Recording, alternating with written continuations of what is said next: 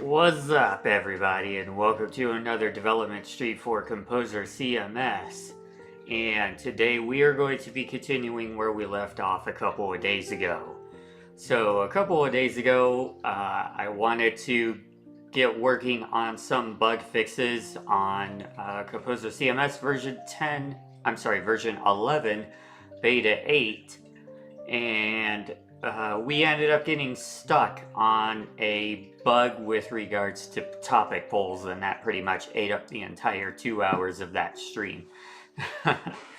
I mean, the good news is that we got the bug fixed, at least, but the bad news is we did not get to starting with automated testing for the new 11 beta 8 version, which I was really hoping to get started on during that stream.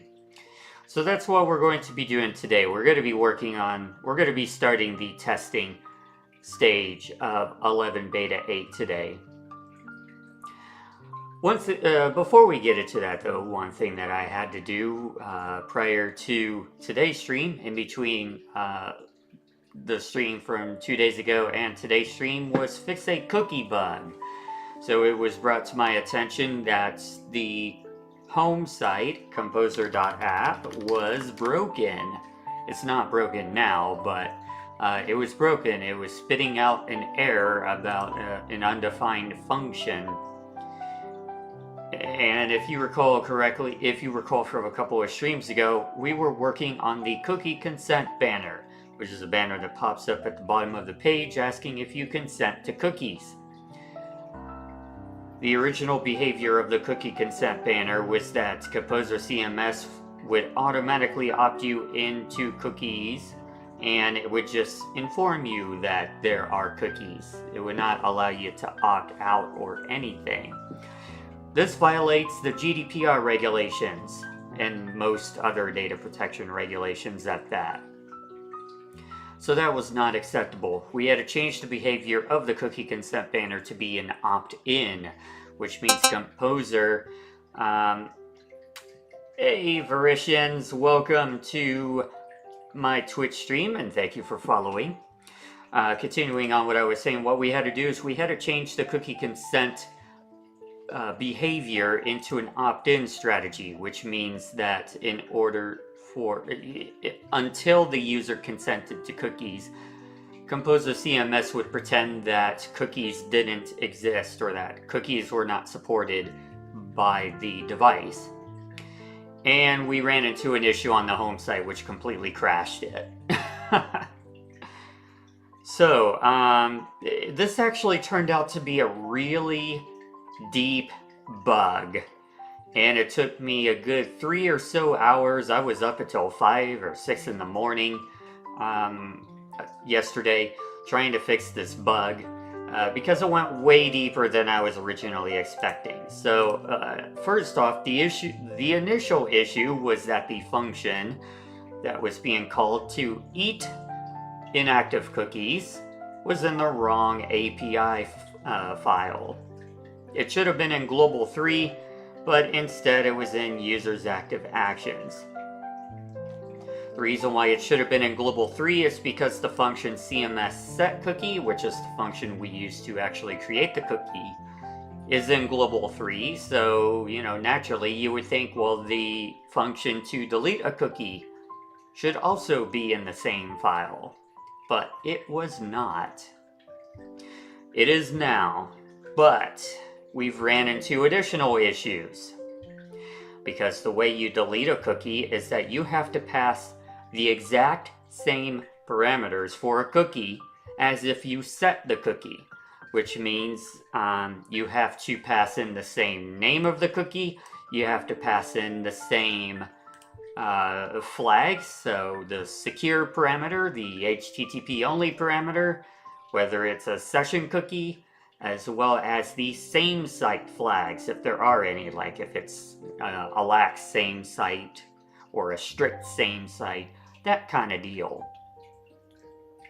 And our CMS eat cookie routine does not cover those particular conditions. It only covers different domains, and that's another thing. You got to pass the same domain and path as well. as what was said in the cookie.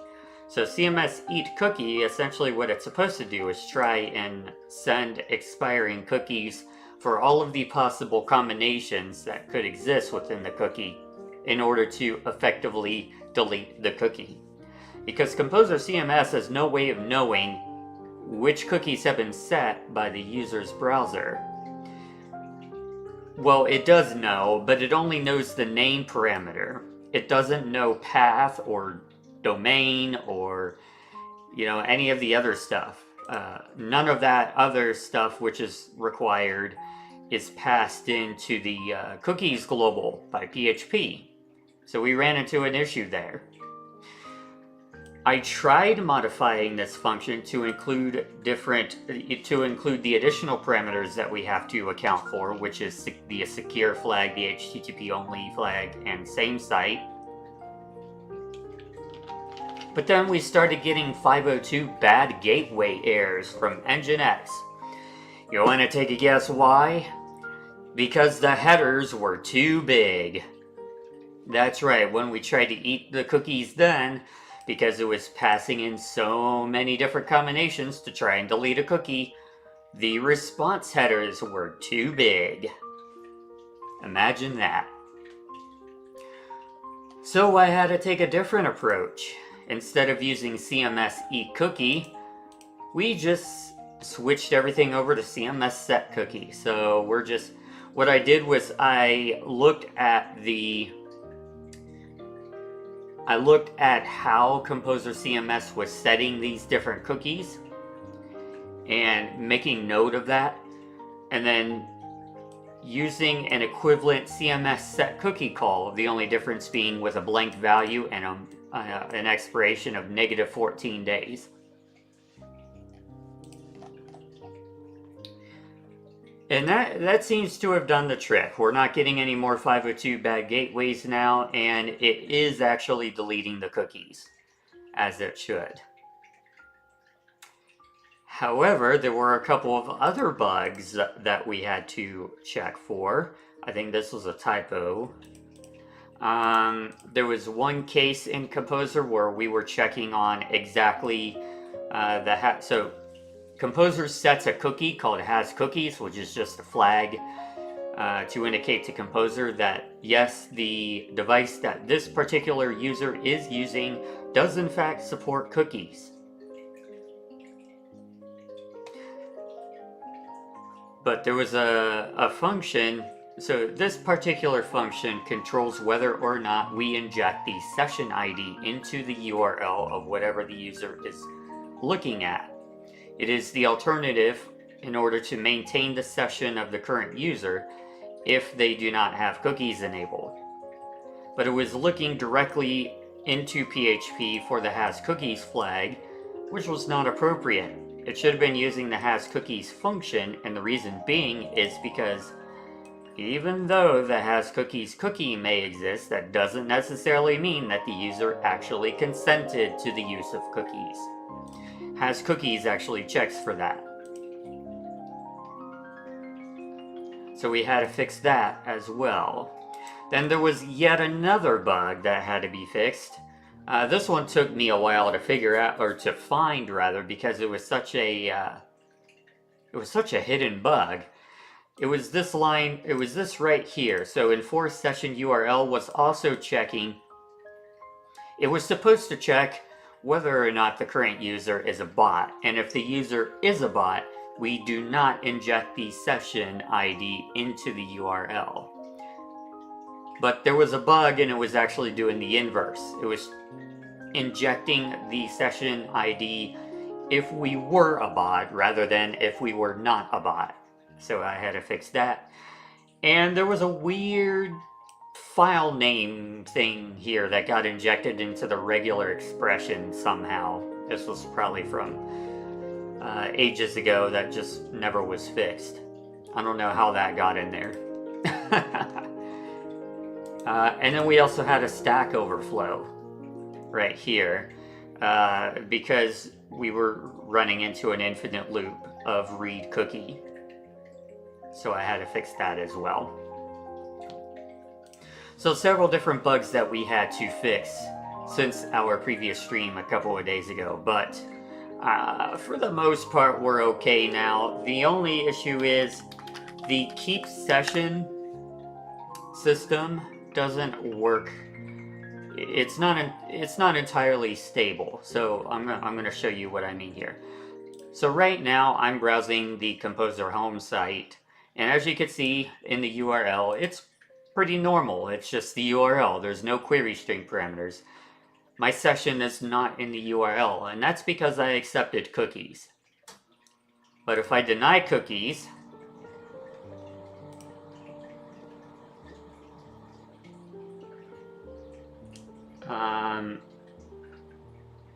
in theory, it should inject the session. It might not be doing it because I'm not logged in. It might be because I'm a guest and I did not want signal.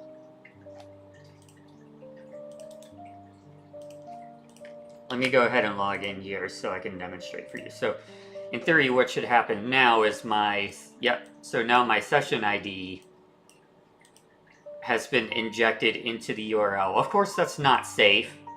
You know what my session is now. You could hijack it. Actually, you can't. You would have to know my IP address in order to hijack the session, which is kind of a nice thing about Composr CMS. It actually has IP validation on the sessions. So even if you were to snatch that session ID and then go to Composr's website and then put keep_session and then put that session ID in there, it's not going to work because you're not using the same IP address as I am.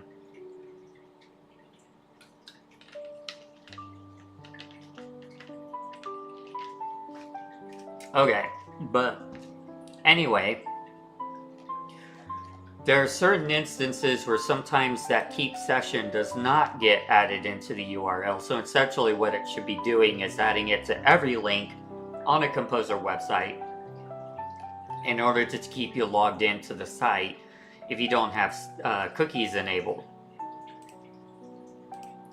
It's not always doing that, especially if you're using the what you see is what you get editor and just, putting a hard-coded link into a web page or into a forum post or what have you. It's not doing that. I'm not going to fix that. That's a bug for another time. What I want to do today is start getting into the testing for 11 beta 8. I know, so generally the principle is you don't want to rush a release. Because if you rush a release of any kind of software, you're going to run into issues. You're going to run into bugs, a lot of bugs. But this is a particular exception to the rule. That is because we're still in beta for version 11. That's the first exception. And the second exception is beta 8 has a fix for the upgrader. And I have 2 clients who are awaiting to contract me and pay me to upgrade their sites from Composr version 10 to the latest beta release of version 11. And I cannot upgrade their site until I get this upgrader fix actually pushed out and released. So that's the other reason why I'm kind of rushing this release a little bit. Again, under normal circumstances as a developer, I would not recommend, I would highly discourage rushing out a release. But this is a particular exception. Alright, so what we're going to do is we're going to start with our first tests. One at a time, we're going to run our function signatures. There's almost certainly going to be issues here because I made a lot of changes. So function signatures basically runs through the PHP docs and throws out some errors if there are any issues with how functions have been documented. We do have a couple here that we have to fix here. So the first one is modules topics. And I was working on this. Get pull form fields. So this is line 2962.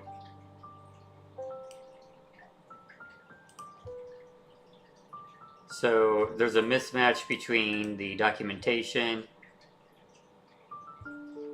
think it was, yeah, topic validated. So the name needs to be consistent with the function.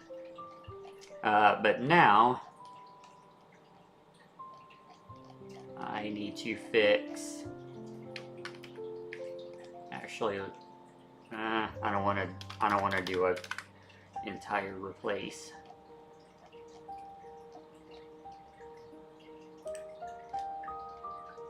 See, is that the? I think that's the only one.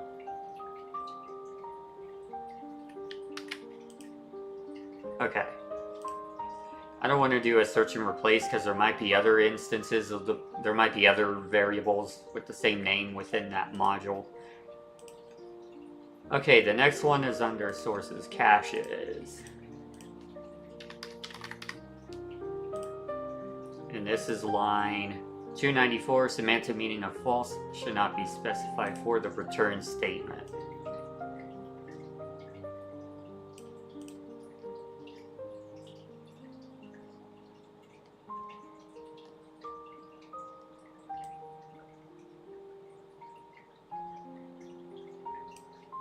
Okay, it does not like that for some reason.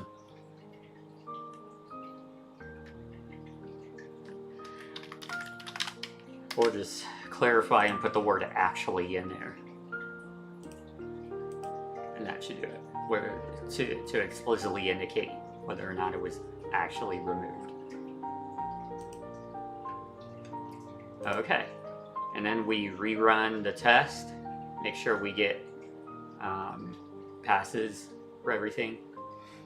Because sometimes what will happen is that the code quality checker will actually halt on a file if it runs into a specific error. And so it may be hiding other errors. So that's why you always want to rerun the test.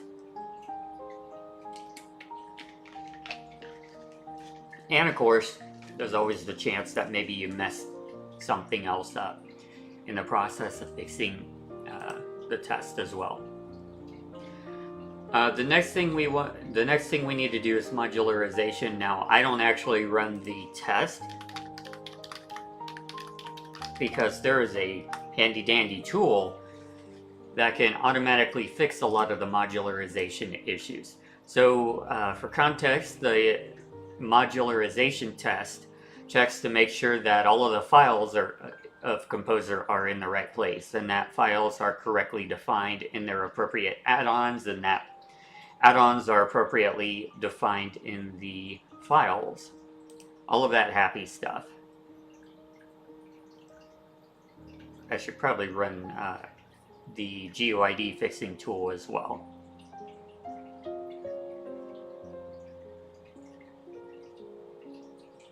This could take a while because PHP has to load in basically all of the code base.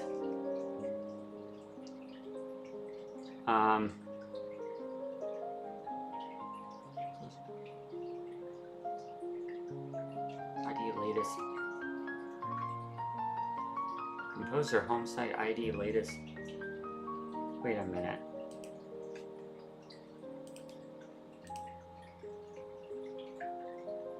That's wrong.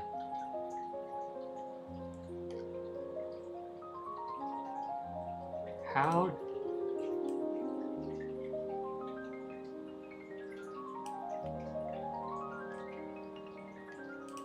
We have an issue. Add reference indicated add-on. Composr home site. That should be CMS home site. Because we've been trying to debrand Composr a little bit because there is a debranding add-on or debranding tool, I guess you would call it.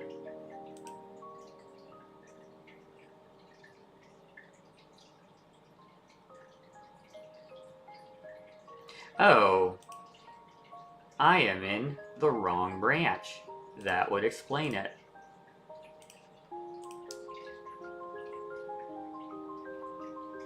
Because those files only exist on the home site.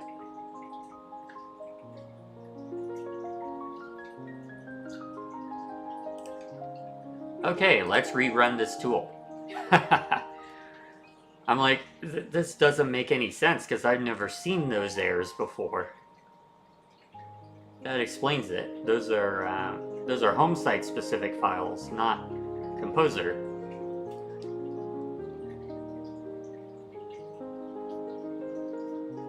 Okay. And a lot of these we don't have to do because they're just temporary files on my development machine.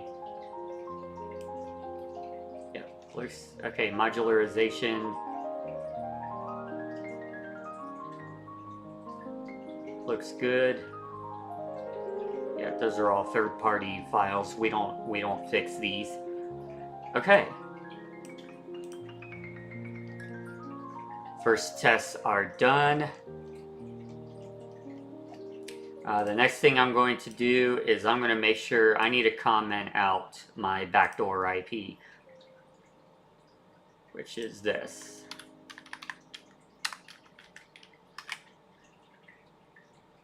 Because otherwise we're going to run into some of these tests expect to be running as guests rather than as a logged in administrator user, and if you have the backdoor IP stated, then when the test tries to log out and run as guest, it ends up automatically getting logged back in as an administrator, and then it can't properly run because it's checking to make sure guest doesn't have unintended access to different things.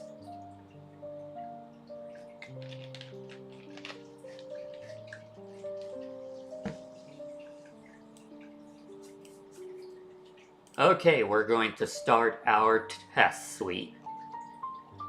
So these are going to run some tests in parallel. It's just rerunning the first test. Modularization, of course, is going to fail, but that's okay because, like I said, the issues that came up, they're fine. We don't need to fix those. Okay, and now it's going to go to the async tests. Add-on dependency naming had an issue. Add-on references had an issue. That's not promising.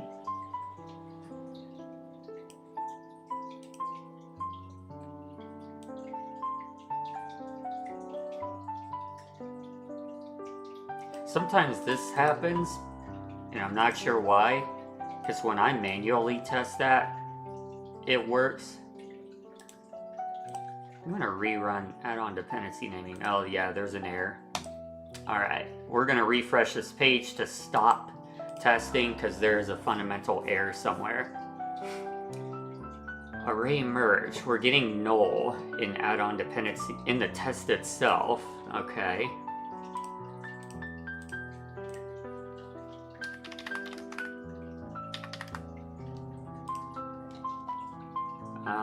Array merge expects argument 3 conflicts with is coming up null. Why? What is it coming up null for? Okay, am I able to figure that out?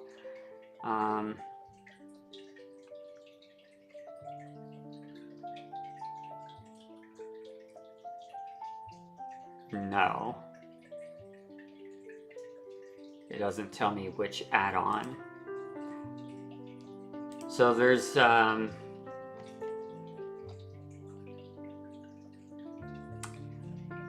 add-on that does not have the conflicts with defined somewhere. Gonna have to figure that out.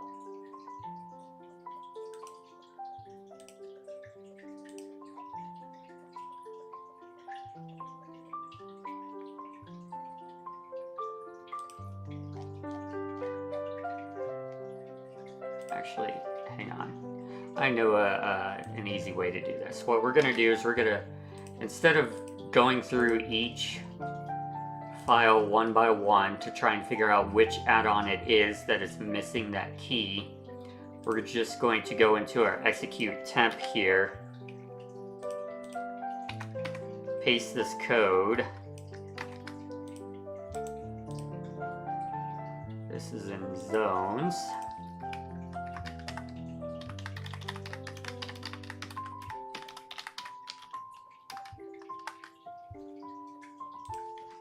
And then we're going to change this here. If not array key exists, dependencies, that's the array, conflicts with, then we're going to var dump the name of the add-on.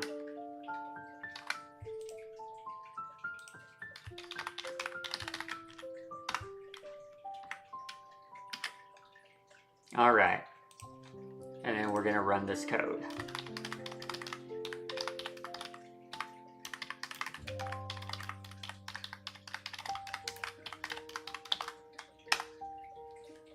Core IMAP, that is the faulty add-on. So we're gonna go under hooks, systems, add-on registry, core IMAP, and sure enough, it is missing conflicts with. I don't know how that happened.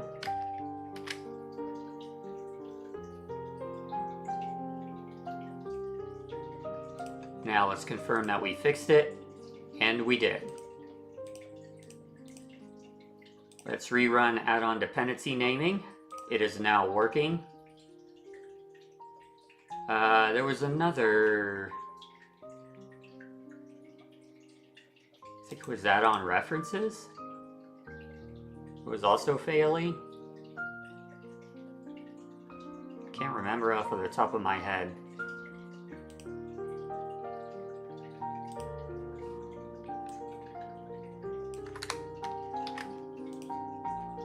Yeah, it's, okay, so this is failing for a different reason. It's just running out of time. Okay, so we need a time extender on that test.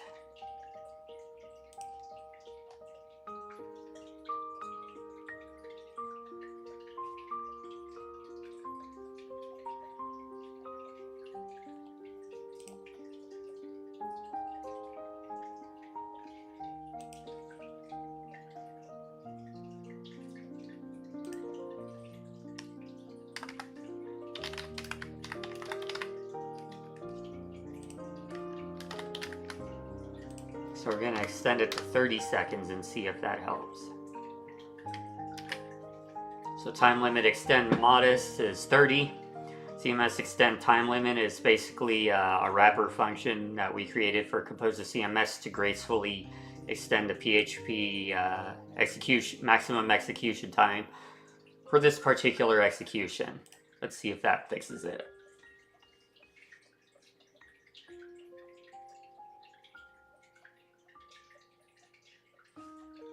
If it doesn't fix it, then we may have to extend the time limit even further and change this from an async test to a sync test. Okay.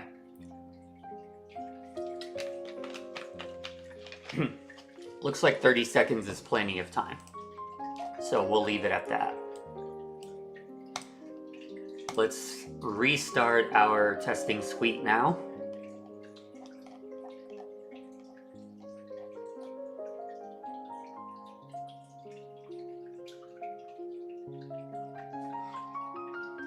And we may have to do this several times. That's the nature of testing.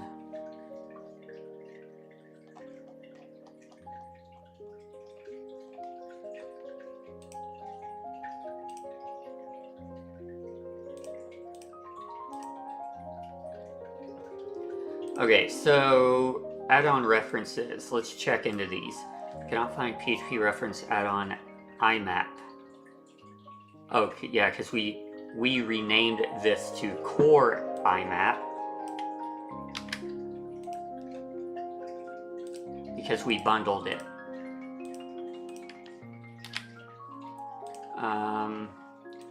Do we get a line number? No.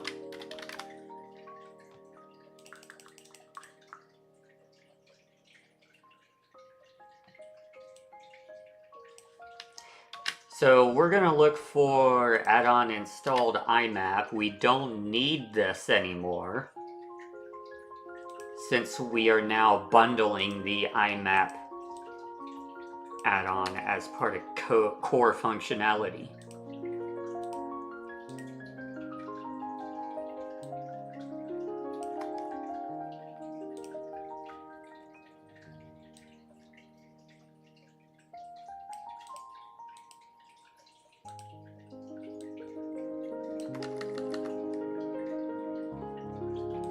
So this is going to take a little bit of time.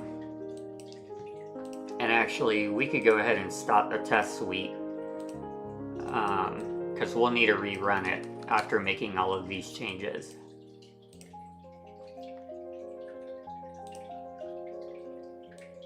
I'm still going to leave the check for the function IMAP open.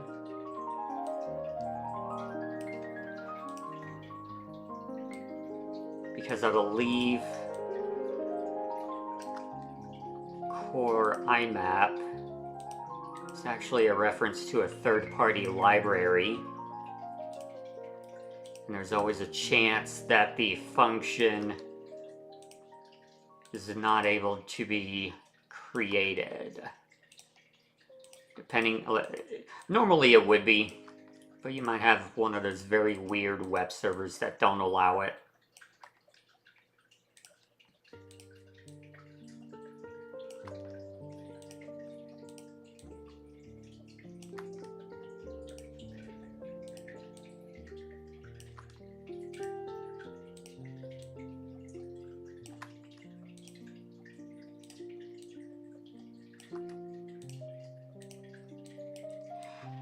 So IMAP used to be a separate add-on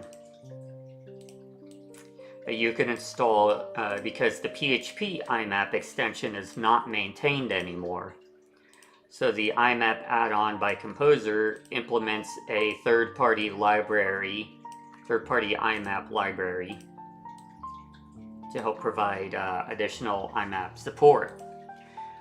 However, because PHP has just recently, not too long ago, decided to deprecate the IMAP extension of PHP and throw it into userland, I decided that the IMAP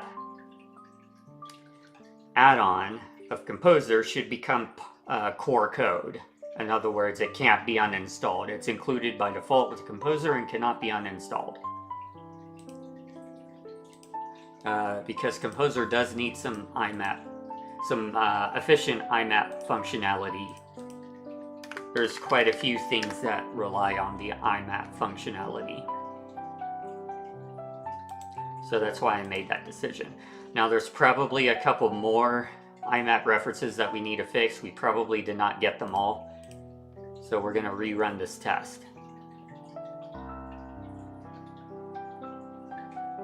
We did get them all, okay. I was wondering, I don't know if maybe like there was an add-on installed messaged, because that's another function that would have referenced or checked if a add-on was installed, but apparently we don't use add-on installed message for IMAP. Alrighty. Now we can rerun the test suite again.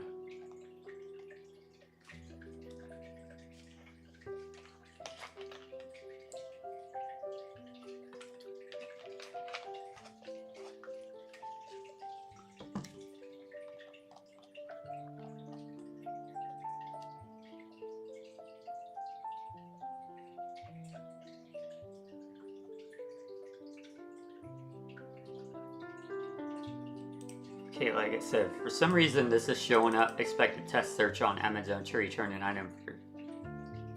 Oh.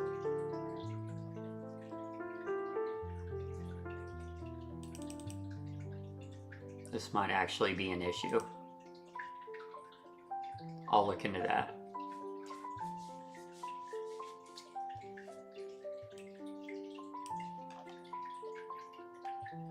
I've been having a little bit of issues with the Amazon search, so that might actually be an issue.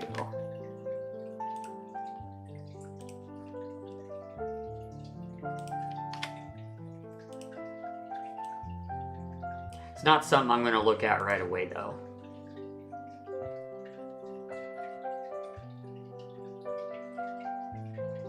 AWS SES, this is throwing some errors because it's not up to speed with PHP 8. And to be honest, Amazon Web Services I don't think is officially supported anyway by Composr, at least not for version 11. That's one of those third-party tools. Like if you really want Amazon Web Services to be supported, then somebody's going to have to contract a developer to support it. Alright, basic code formatting. We're going to have to, excuse me, do some fixes with this. I should not have rerun it. Whoopsie. Because that's a pretty intense test. There is a...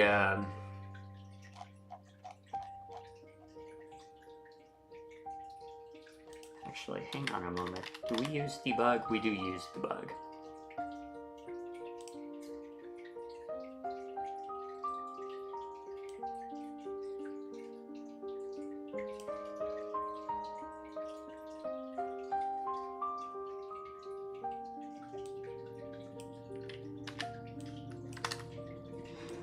Basic code formatting has a few tools here to automatically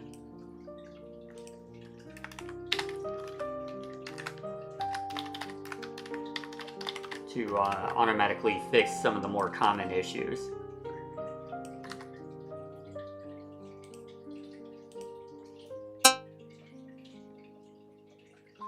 Veritians, who are you even streaming to? Well, what do you mean by that question, out of curiosity?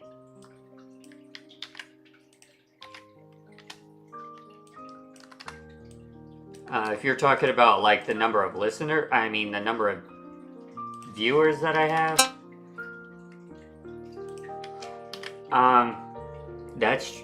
that may be true, but this is going to be a video on demand, and it's going to be posted on the Composr CMS YouTube channel, so it's not entirely, you know, a lost cause or anything like that for not having live viewers.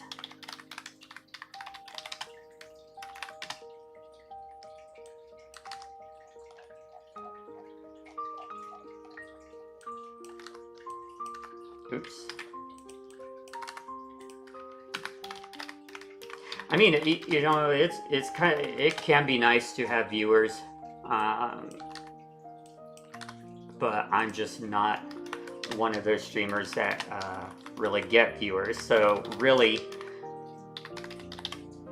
my main focus is on the video on the VODs after the stream, not necessarily the live stream itself.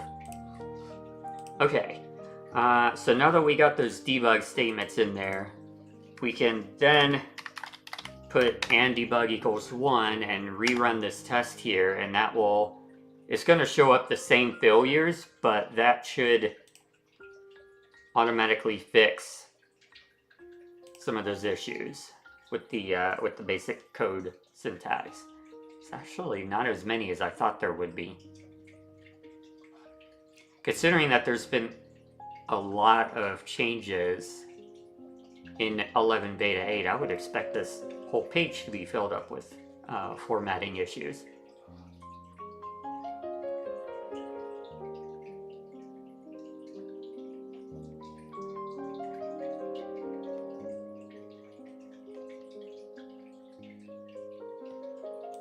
I'm gonna let that run, because that's gonna take a while.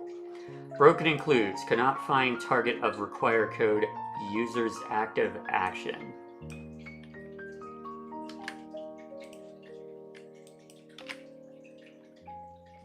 Oops. PASSWD.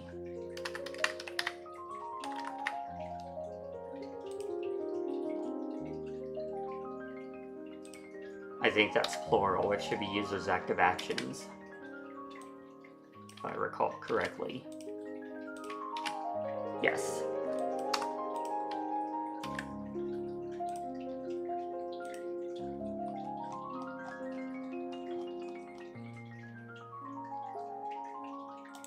So we'll rerun that test as well in the background. CMS merge. Actually, let's check that. Oh, basic code formatting still working. No CMS. Oh, that's typical. We don't have a merge for the statistics just yet. That's on a to-do. Comcode code. This always fails on Windows, and I have no idea why. I looked. I even did an inspect element, and these two items are completely identical. I'm not sure why. I'm not sure why that the test always fails for that. Dev environment fails because I'm not running the custom PHP version.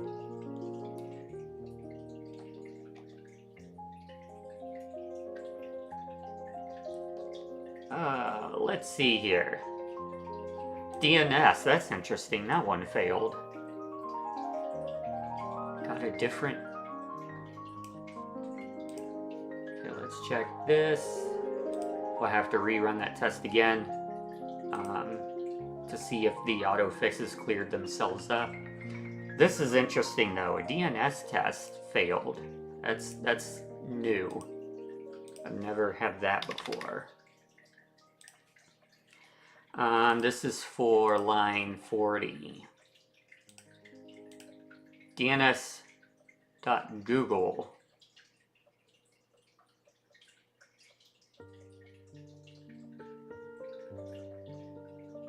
Or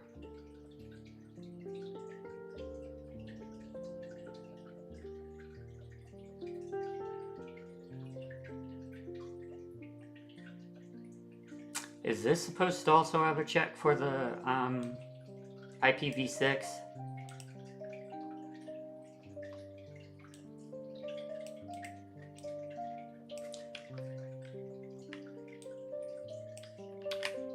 You know what? I'm going to add in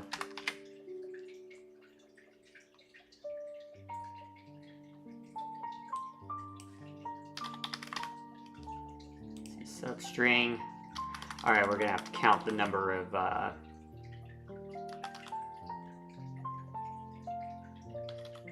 1, 2, 3, 4, 5, 6, 7, 8, 9, 10, 11, 12, 13, 14 characters. So offset will be 0, length will be 14.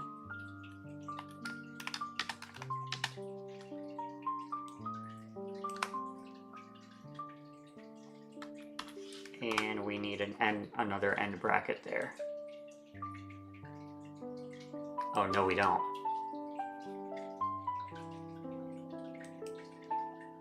Okay. We're gonna do a proper IPv6 check. That's what we're doing here. And then I'm also going to put that here. Do another proper IPv6 comparison. So I think that one is just an issue with the test itself. DNS.Google is now appears to have switched over to IPv6.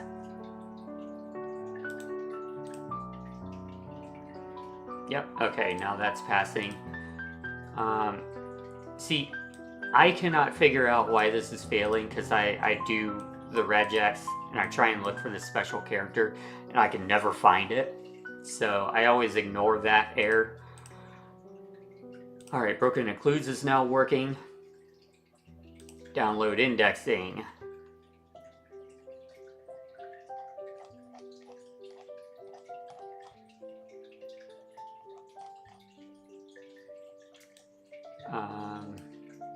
Okay, yeah, that's because I don't have PDF to HTML on this server. But we have another test that failed to run. another PHP error with this test, so we got to figure that one out.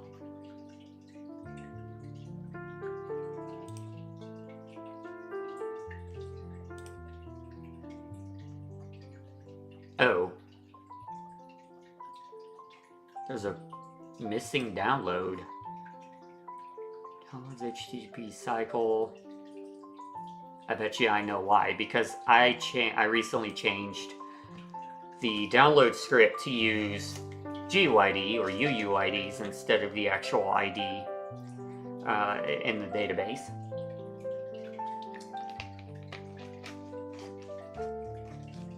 And that is for security, so that bots and stuff cannot incrementally scrape the download script to try and find downloads to download.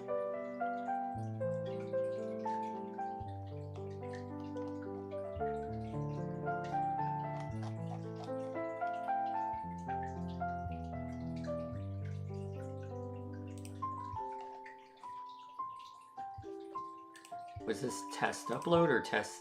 It doesn't say. Dang it. I bet you it's in test download.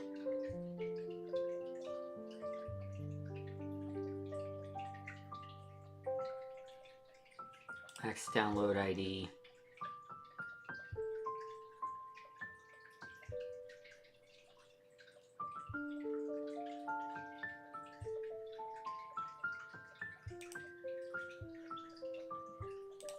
Okay.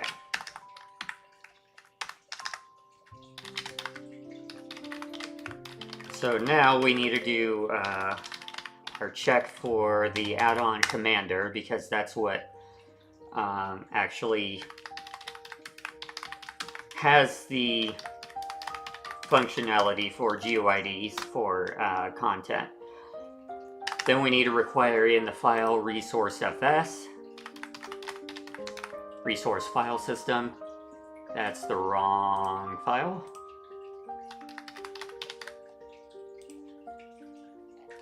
And then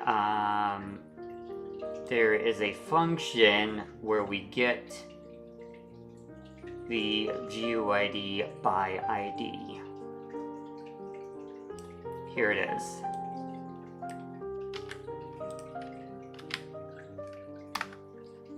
We do resource type of download. The resource ID is going to be string val of max download ID.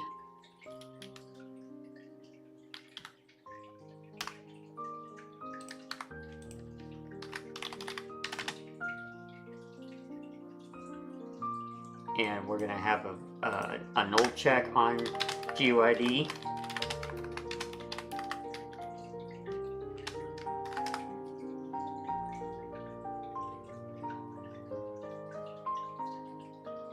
Actually, you know what? Let's make this let's make the null check an actual test.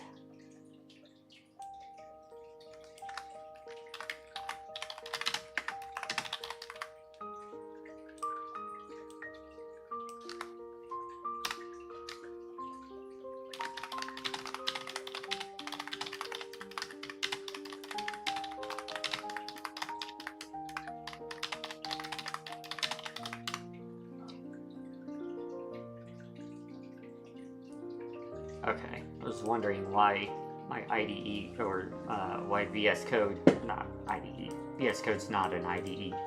I was wondering why VS Code was underletting that, but it just took a moment to get its thoughts together.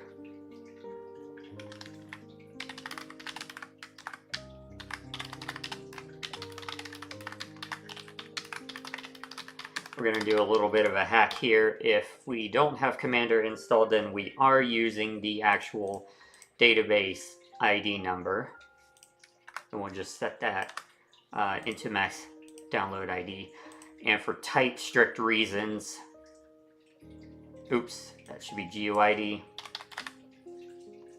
For type strict reasons, that's why we're setting it on GUID, because whichever type of variable gets initialized too. That is the expected type for the remainder of the execution of PHP. Otherwise, the testing suite's going to fail if you try and assign something of a different type to the same variable.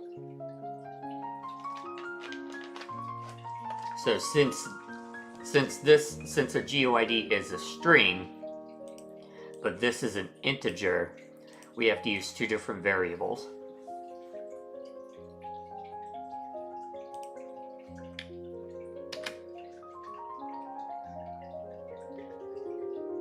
All right, let's see if that fixes it. It does. All right. Downloads HTTP cycle is fixed. Let's do find broken screen links, see why that's failing.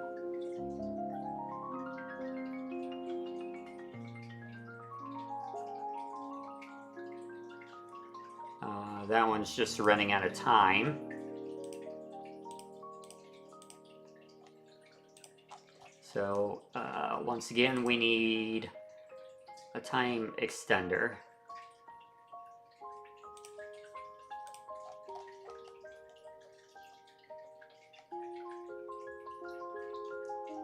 What was it? Find broken screen links.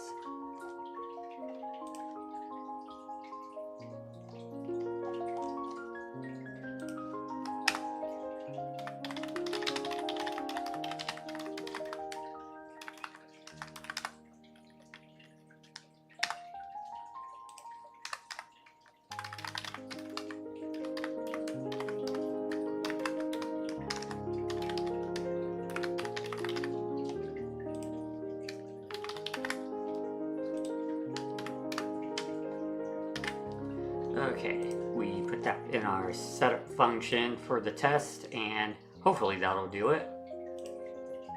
Rerun the test.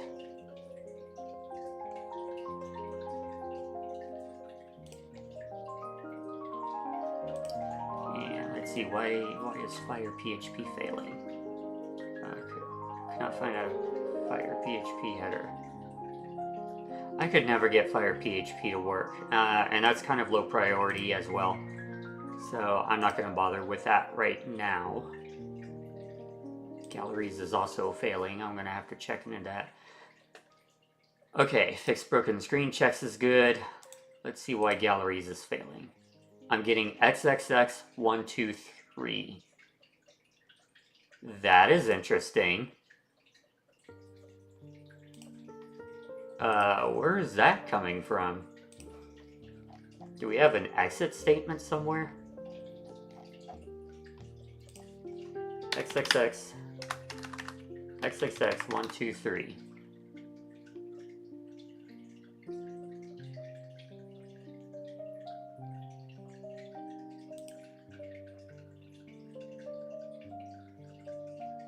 It's a critical error screen.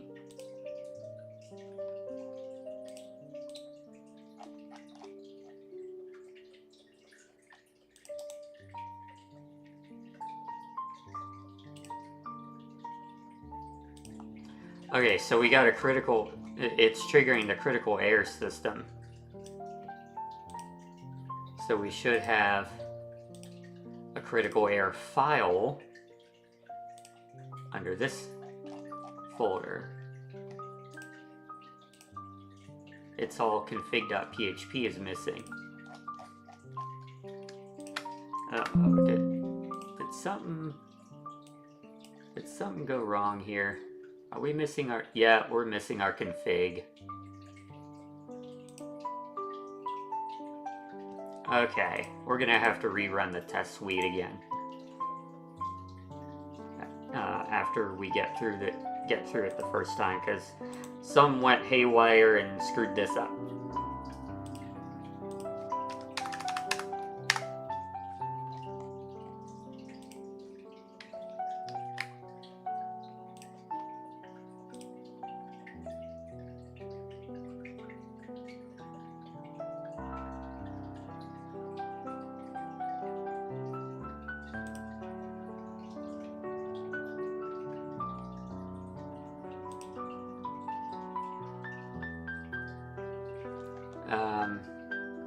now I'm getting no output.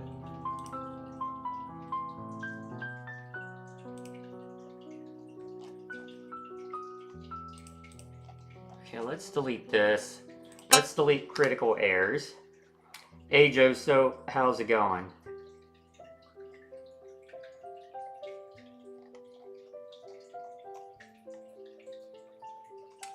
This is weird. Why are we getting blank response? Let's check the error log.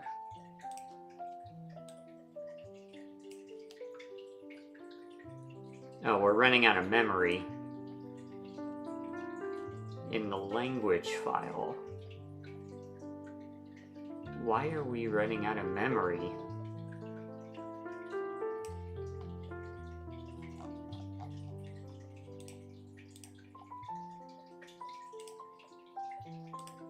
Should that be happening for the galleries test? Let's see, is it reasonable to increase the memory limit for this test?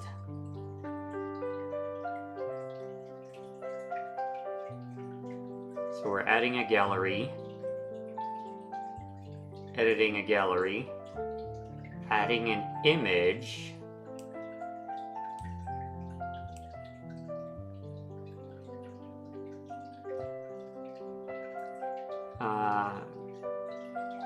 are we actually reading in a file to add the image? A test image. Yeah, we are, but we're just using the loading, so that shouldn't be using too much memory. Oh, but we are loading in sample video. How big is the sample video?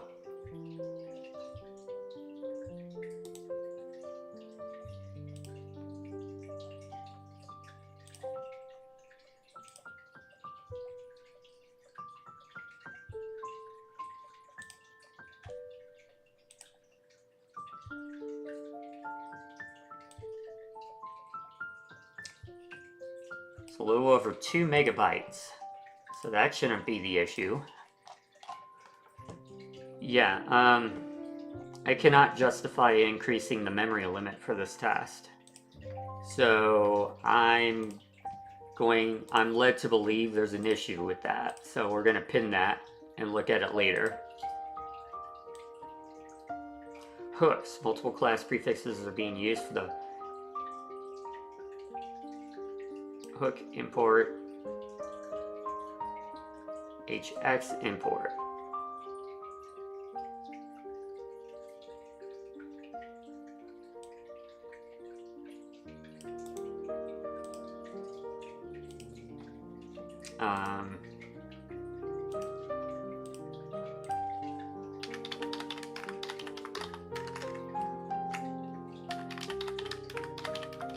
This seems like a possible issue with the test itself.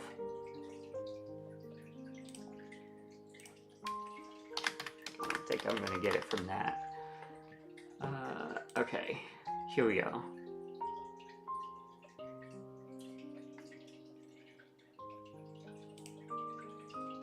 Oh, yeah, so I think there needs... That's a new class prefix that I added, I believe.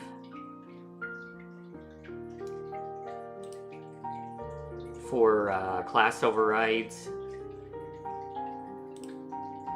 So I believe I'm going to need to add that as an exception into the test.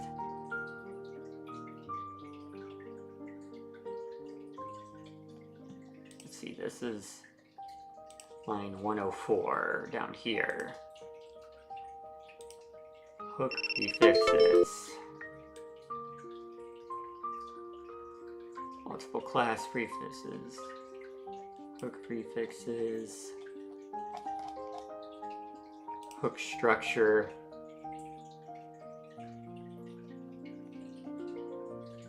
Okay, there's no exceptions being defined in here. That's, I think something's fundamentally wrong with this test. Let's see, initialize hook structure. Get the file contents, get the defined class name from the hook file. and we're just using, we're not using the extends.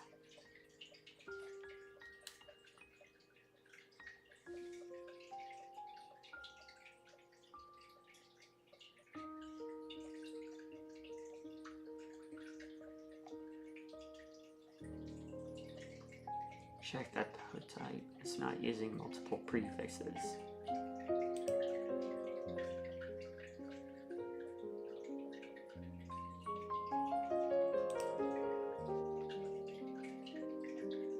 It's a hook?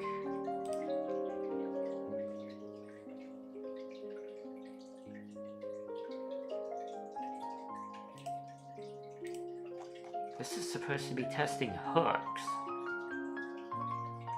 Why is it testing modules? Oh, here we go. We do have a remap up here.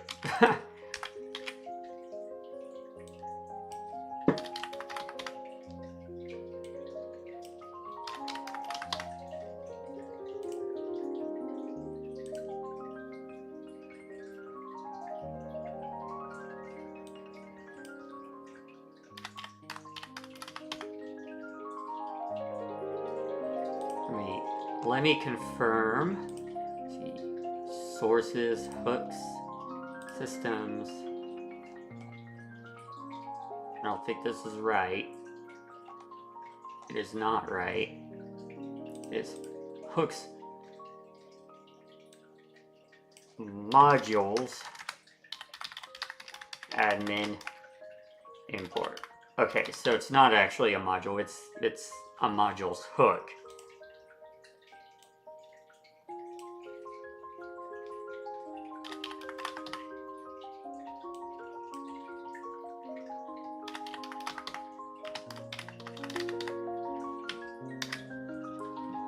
Okay, so yeah, that's just something that need to be edited with the test.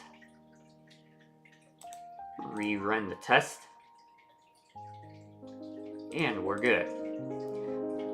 Alright, Lang administrative split. This one's not as long as I thought it was going to be. Okay. The language administration split goes through all of our language files. So Composr is very structured when it comes to translations.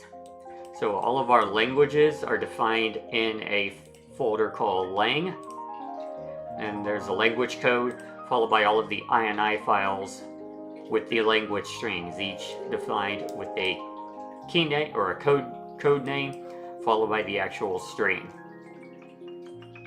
Language administrative split scans a file called string scan and makes sure that all defined language code names exist within the string scan file.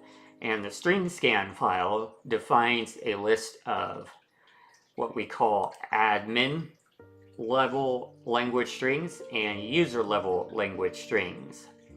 The admin level language strings have a lower priority for language translation because they are typically only displayed to webmasters or moderators, but not to normal users of a website.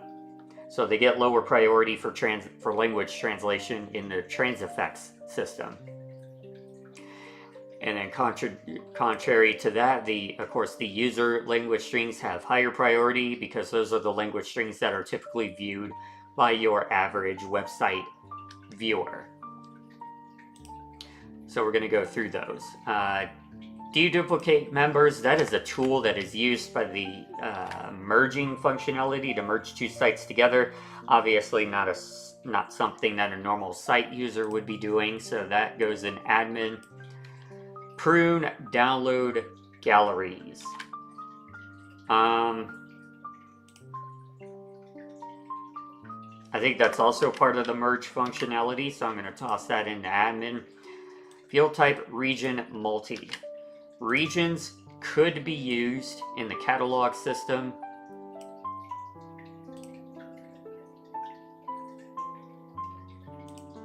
But it is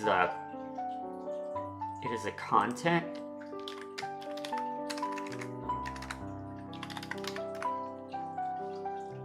I'm thinking, yeah.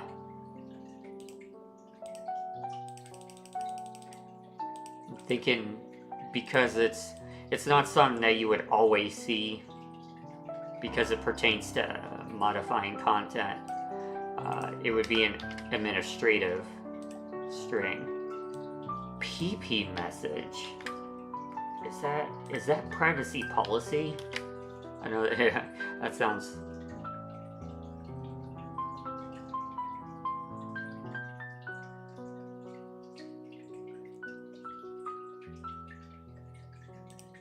Oh, it's in the warnings module.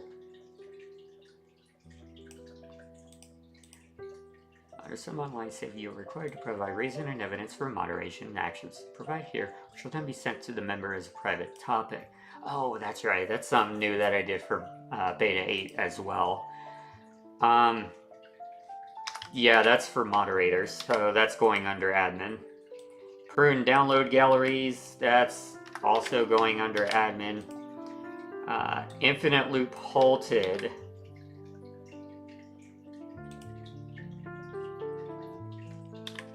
There's another infinite loop string somewhere. I can't remember if I... Okay, it looks like I... Wait a minute. But this one might be...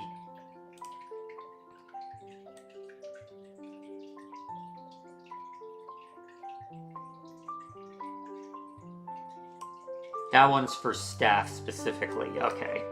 So the non-underscored one will be a... Oh, they're both defined under admin.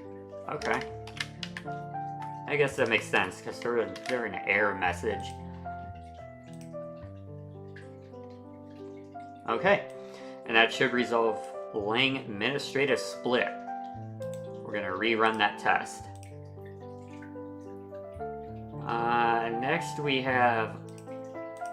Yep, so that passes. Lang ini size, so something's too big. Global.ini is too big.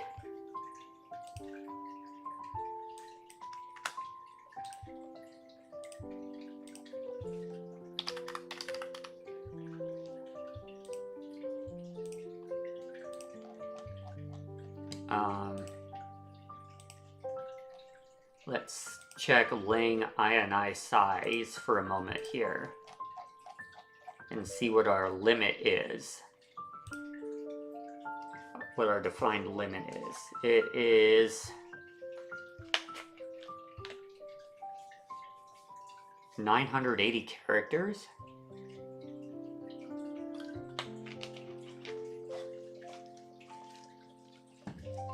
Oh, 980 lines, my bad.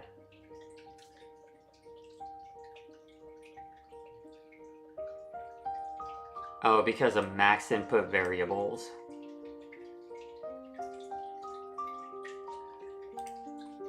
How many do we have in? We have exactly 980.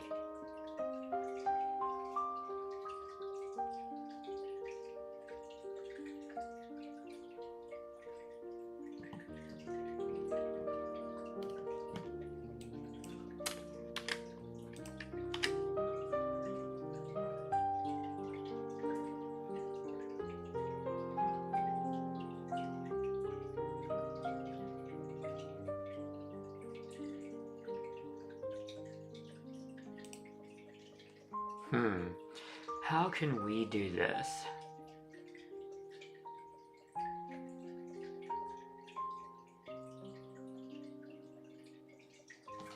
What I'm gonna do, we're gonna get a little creative here. I'm gonna write a script.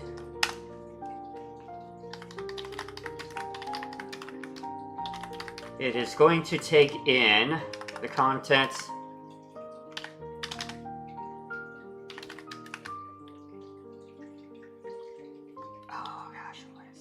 file get content safe. Yeah, we're gonna get the contents of global.ini.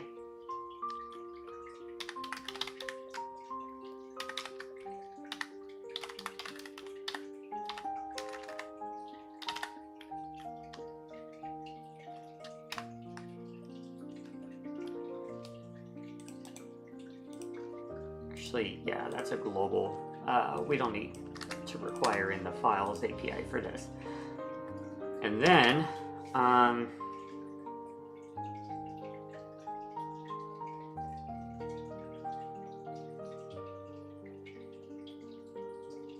oh gosh, this is gonna, nah, that's gonna take too much time writing the script, now that I think about it, because I have to parse the INI file, but there is a quick parsing function.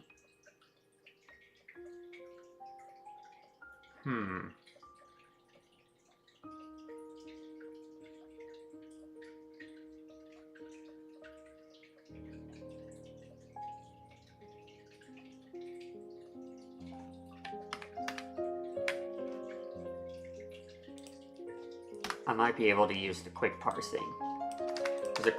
There's a quick INI parse. Let me think. Can't remember the function, but it was under add-ons, I want to say. Read add-on info.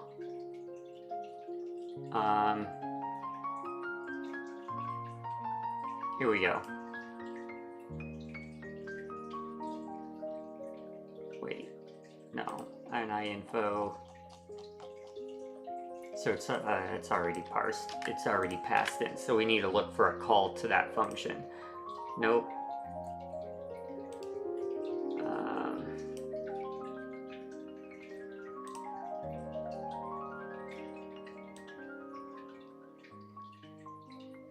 Nope.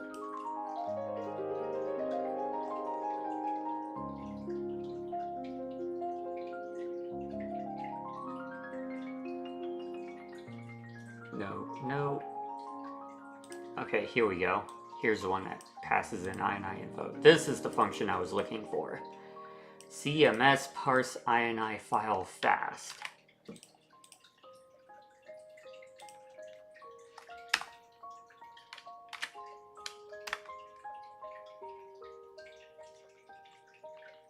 Oh, so we actually don't need to load the contents in, so we could just, it just wants the path, not the actual contents.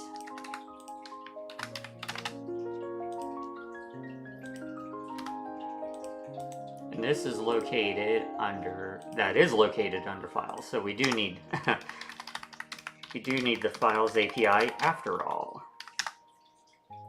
Okay, so we parse the INI file quickly.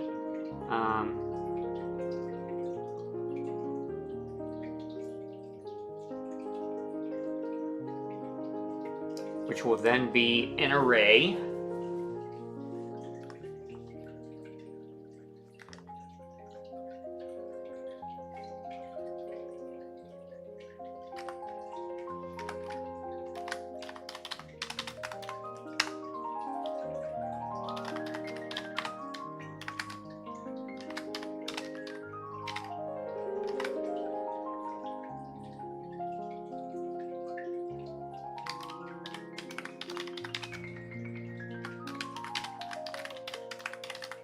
We just want the language code.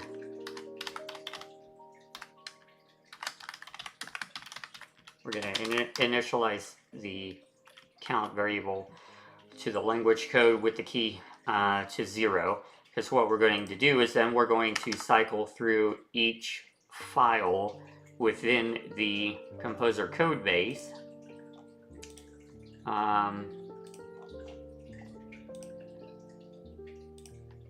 Let's see here. Let me get a test that actually does that. Add-on guards, perhaps?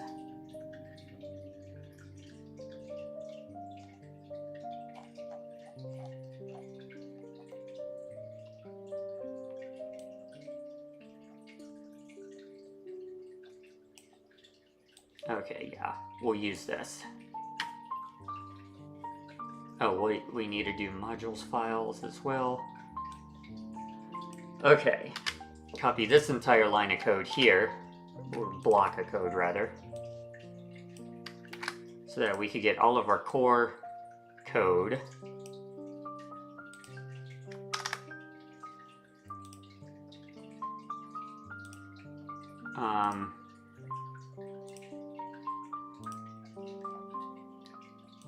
Okay, then we're going to do our loop.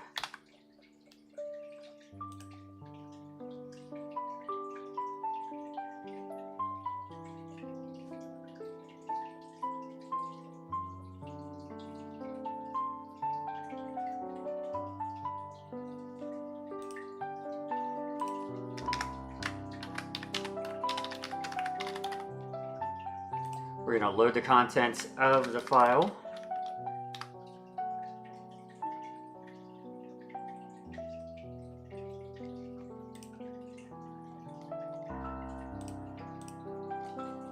I'm assuming it's absolute, but I'm not entirely sure.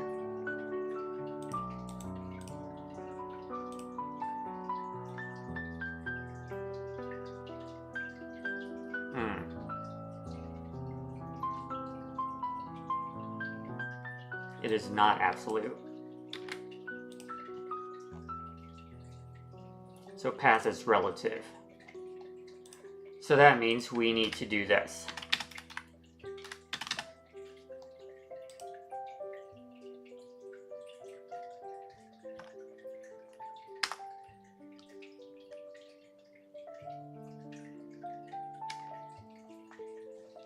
And then I am not entirely sure. Let's see, for each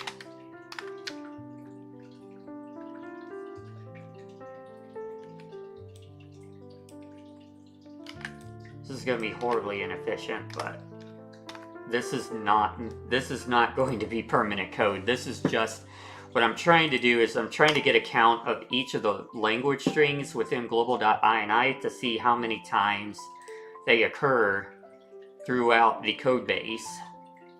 That way we could start moving some of the global strings that I think do not necessarily need to be on global.ini and move it to a different ini file.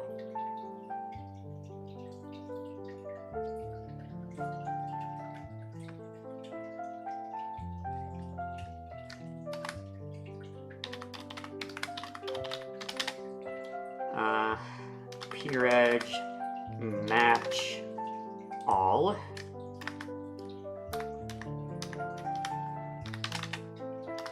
Preg quote.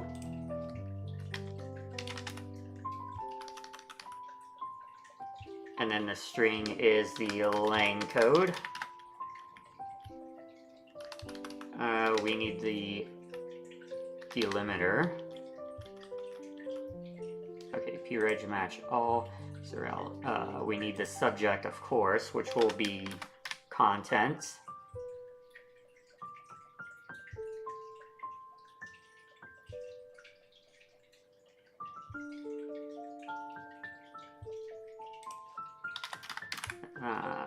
We need to change the variable name there. Oh, hang on. This needs to be C. This is file C. So C is the contents of global.ini parsed into an array. Okay, so we have the subject.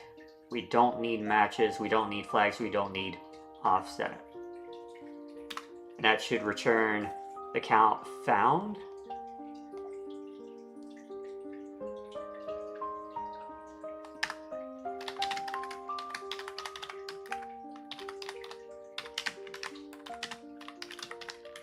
Make sure that it's not false.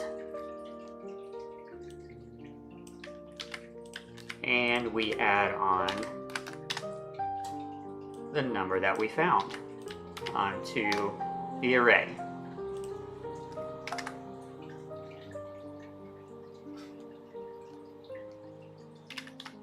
And then when we're done, we're going to dump the entire count.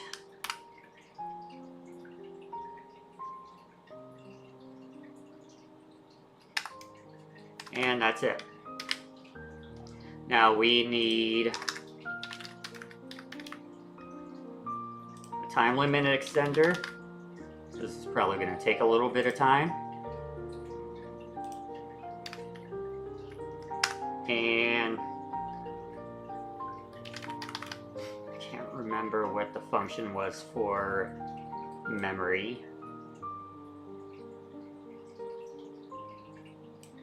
Raise PHP memory limit, that's what it was. Oh, that's to the documented minimum. Okay, we'll have to use disable PHP memory limit, because we're loading in a lot of files here when we do this.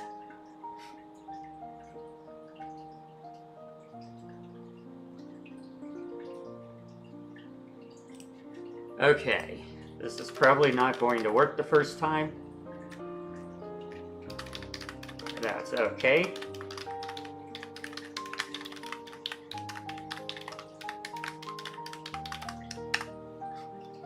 Nope, didn't think so. Get director, oh, that's in a different API. Files 2. So we need that as well.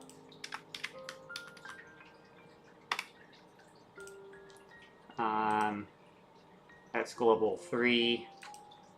That was files.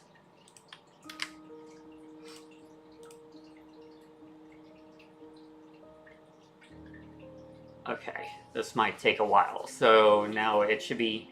Oh, that didn't take as long as I thought. That's surprising. It's ugly as heck, though.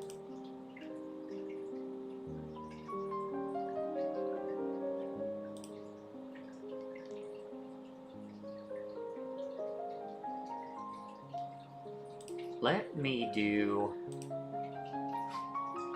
Let's do, let's sort them.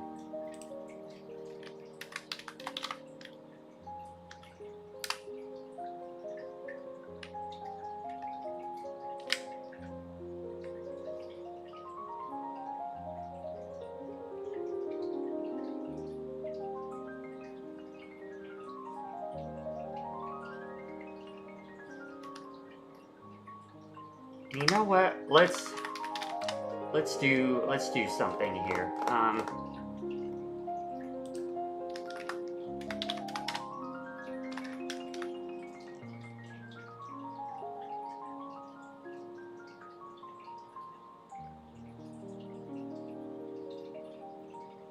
Oh, it's just doing text plain. Okay. Okay, so that's good. We don't need to do a HTML. I'm gonna make this easier to read.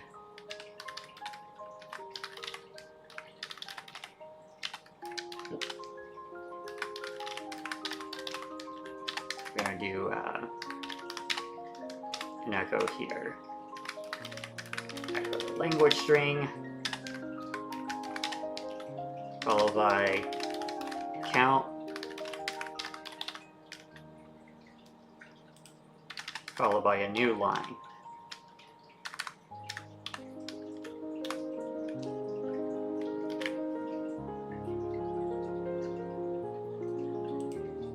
Oh, and get rid of the bar down.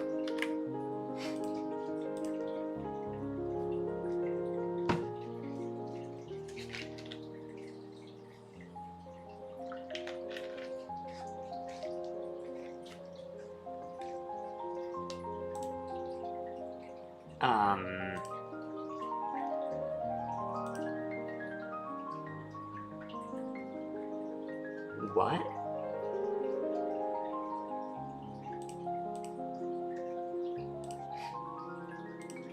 For each count, language code.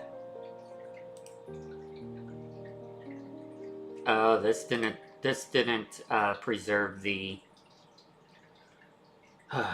that didn't preserve the key. That's what's happening.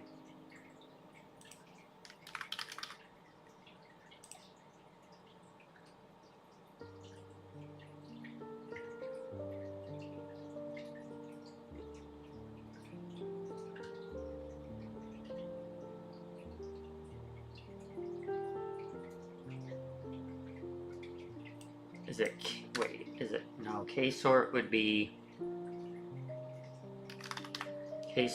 keys. What's the, is it U-sort?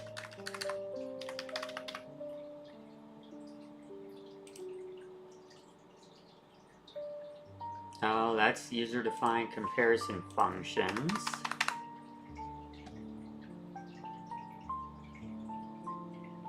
I don't remember what the sorting algorithm was.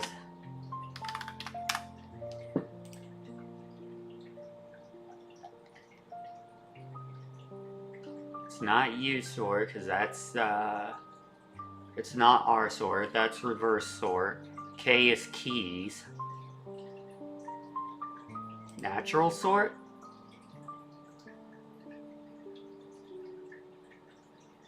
No.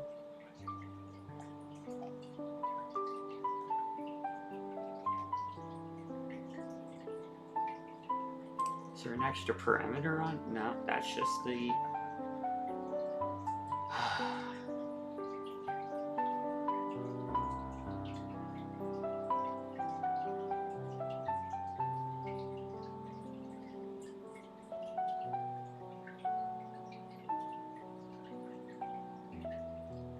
What was it? Because I know I'd done this before.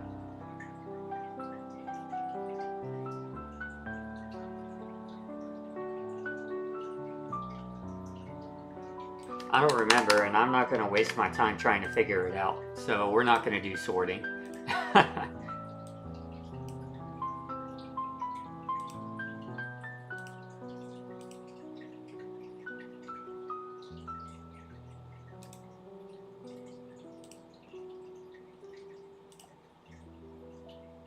This is not outputting the way I wanted it to.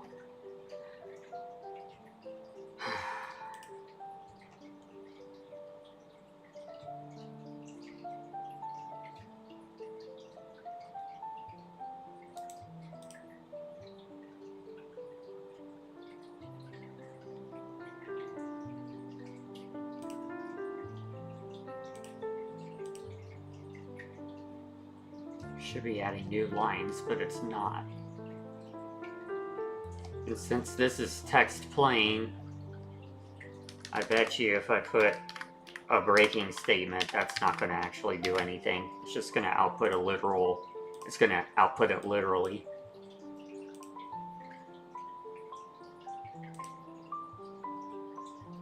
Oh, I was wrong.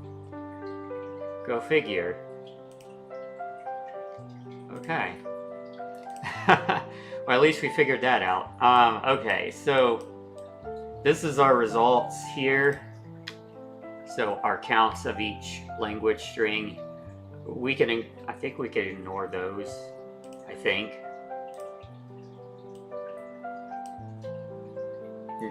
Yeah, because those are just descriptions.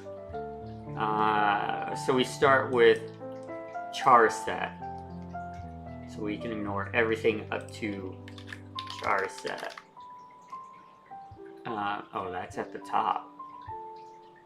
Oh, I guess it did. No, it didn't.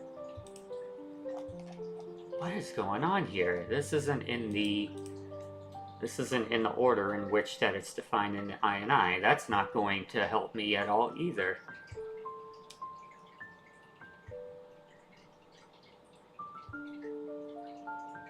Alright, anyway, let's just look through here. Post data. Let's look for ones that only occur a few times.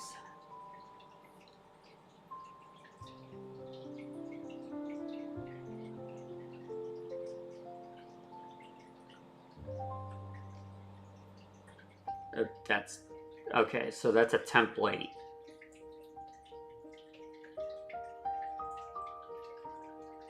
Hyperlink security alert screen. It's a security alert screen. It's on the security alert screen. It's in the hack attempt mail.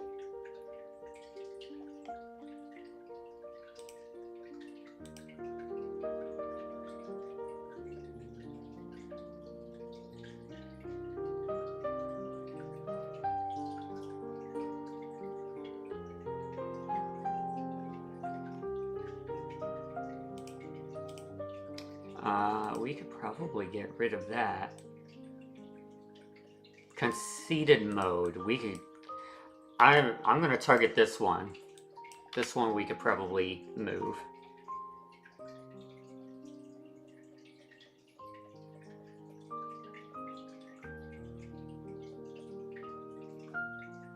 Yeah, we can move that. So conceded mode is located in global.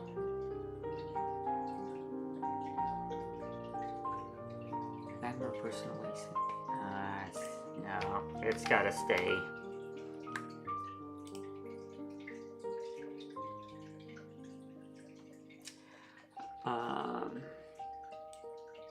What about with simple?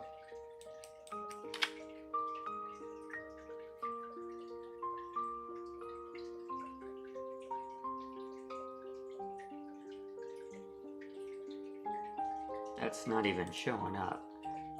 It's like a prefix to something.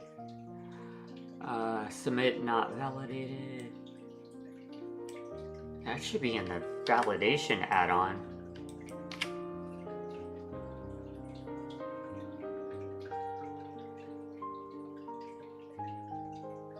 You know what? This is gonna take too much time. So here's what I'm gonna do. I know mail queue large. Do I really want to move that though too? Because that's... No, I don't think I want to move that one. Because even though it's rarely ever used, when it is used, it's used pretty much everywhere. So that's gonna be a resource issue. Predefined content. Why is that globalized? Oh, I guess, yeah, because it spans across multiple add-ons, that's why.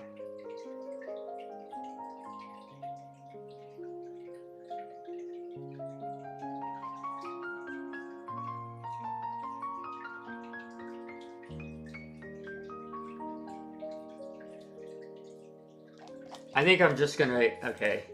I'm gonna ignore this for now. What I'm gonna do is put a tracker issue though. I'm gonna file a tracker issue so that in the future, what we can do is make that test a little bit smarter. Or maybe make a global.ini test or something.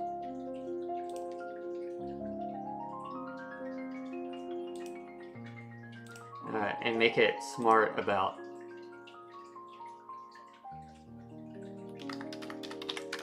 how we determine which global strings, language strings, should probably not be in global.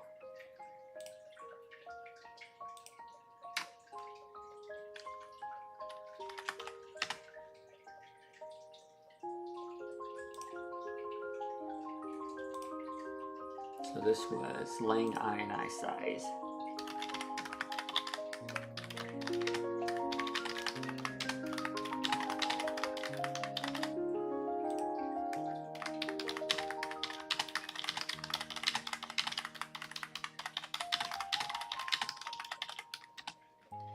Test each language string in global.ini to find strings which should probably be moved to other lang files.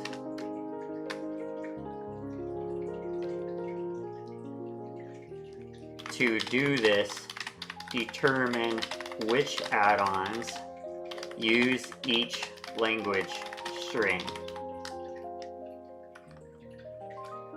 And if a lang string happens to A, not be located in any core add-ons,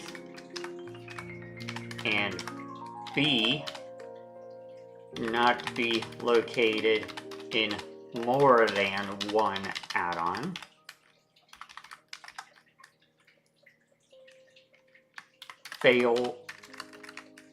throw a fail and suggest the string be moved elsewhere.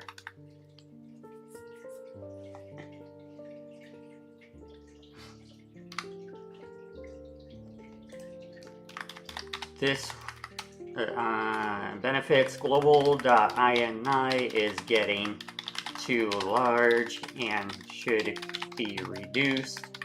Getting too large according to the test and should be reduced. But there is no easy way to determine, there is no easy way at this time to determine which lang strings should first be considered for moving. Alright, so that is now submitted as an issue on the tracker, and we have a whole bunch of tests that failed down here. Oh, that's because of that closed file that existed. Okay, so that was lang ionized size. So now we're at lang missing parameters, and this failed. So let's rerun the test to figure that out.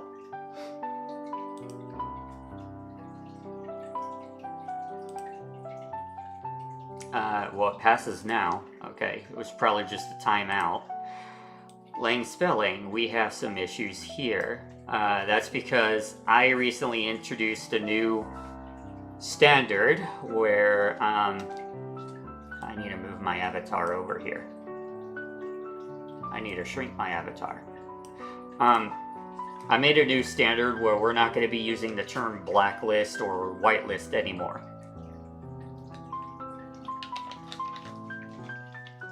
Because that's racist. So we're going to be using the term block list and allow list, or safe list, rather.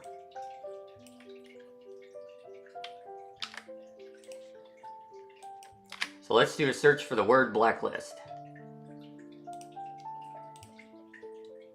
Oh, that's part of the testing suite. We don't want to do that. We don't want to edit that. That is legitimately part of the test. That is third-party code.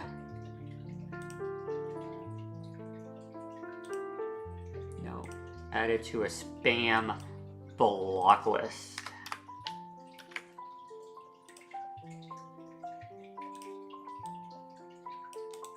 And change all occurrences, block list.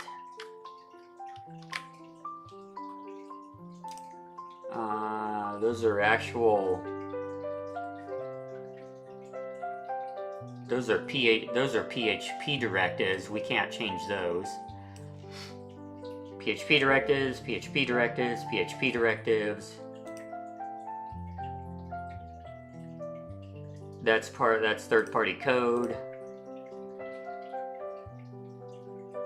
That's third-party code. Third-party code. Third-party code. Third-party code. I think all of the remaining is third-party code. Alright, now let's do a search for the word whitelist.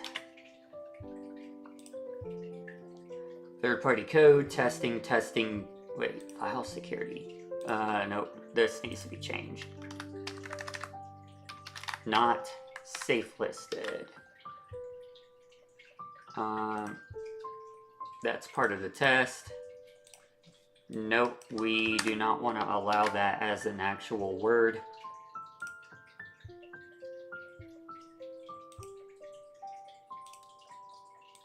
That's telling you not to use that word. Alright. Safe listed.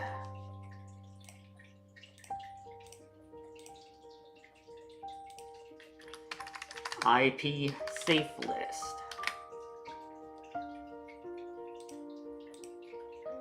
And that's a PHP directive.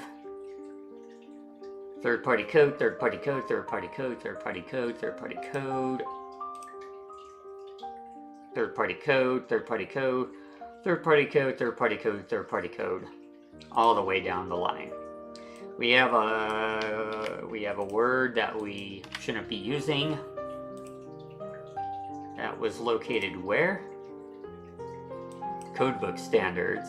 I think it's just telling you not to say it. So we need to add an exception.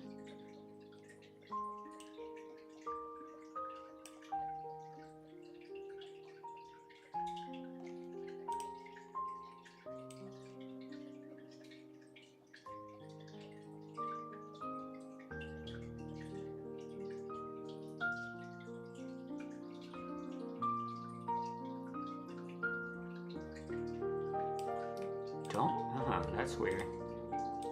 The test failed on this particular file for that word, but did it fail? Oh yeah, it did down here. Okay. We need to add an exception.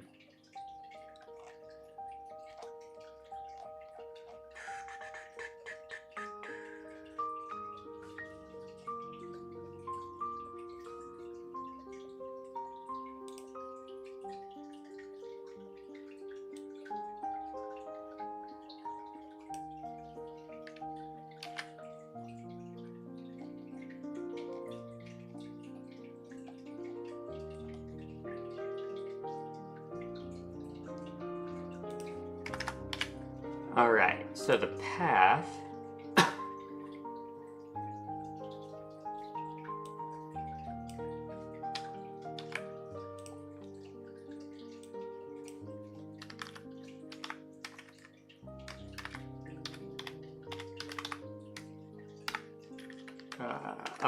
wait, no, we want string position. The haystack is path. The needle is codebook standards.test. And we want that to be equal to false, because we're excluding that file in these checks down here.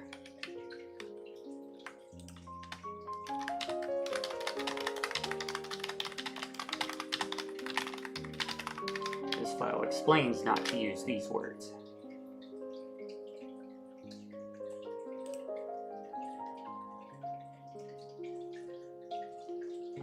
Blacklist, whitelist.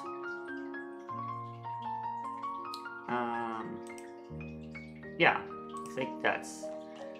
Let's see where we are now for lang spelling. I don't know if there's anything else that we need to edit there.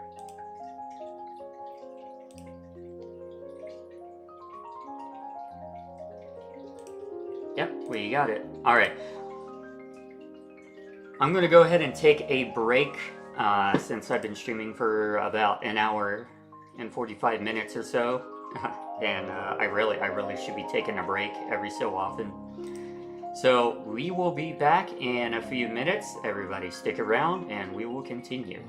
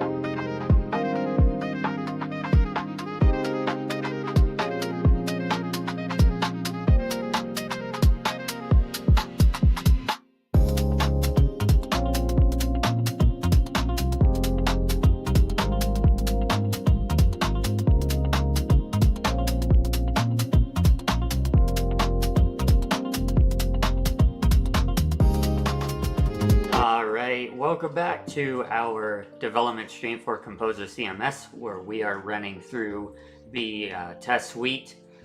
So we are going to continue where we left off, which was module names defined.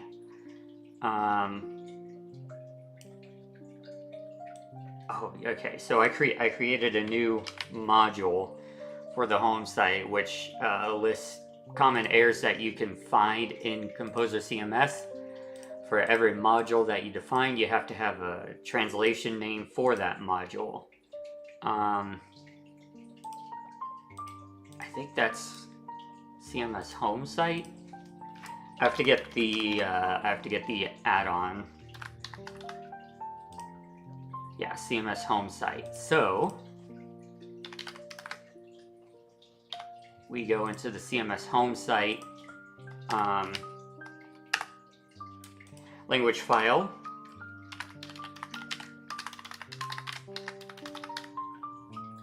Nah, we'll just call it common errors. and we put that up there.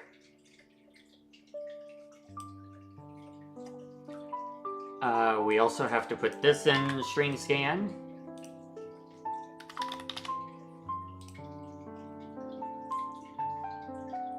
This is going to be an administrative language string. Excuse me.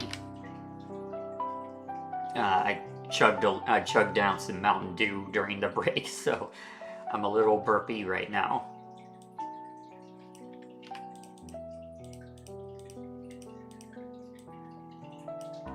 Okay, let's see. So module trans name, common errors, names defined. We're gonna go ahead and rerun that test.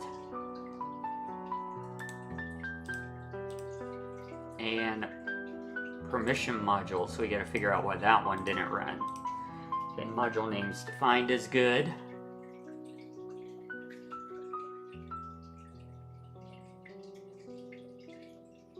That one's timing out. All right. Which one was that? Permission modules.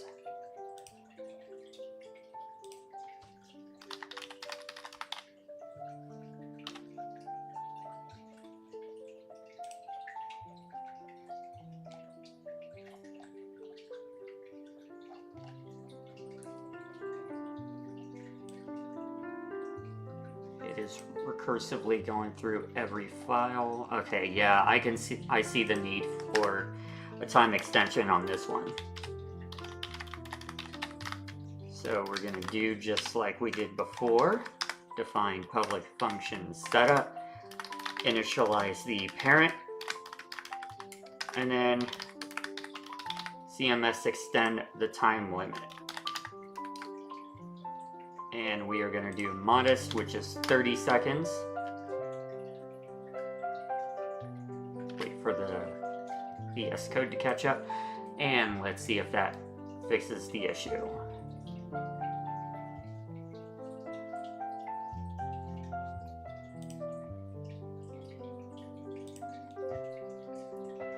PHP stub accuracy, what's that?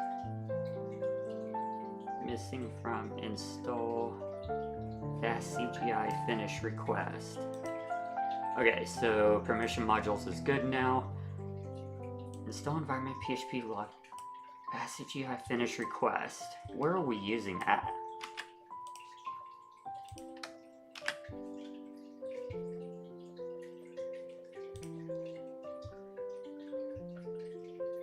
Oh, that's the, okay, I see. Use fast see if function exists. Okay, so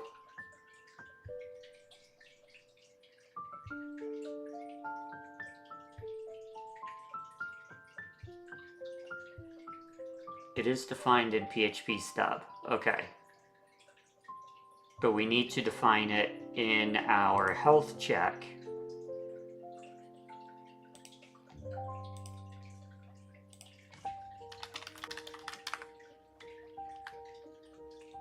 Install environment PHP lockdown. So there's a whole list of functions here. Do we have any? We don't have any fast CGI. Wait a minute. Are we using any fast CGI in the code base?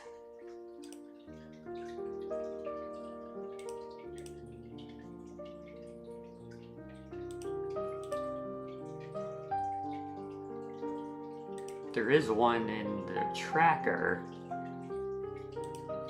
but no, we're not using it.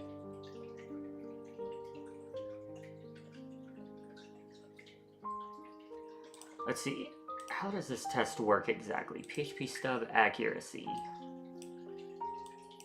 This may be something I'm going to need to add an exception for, because I don't see any reason to add that to the health check, because that's a very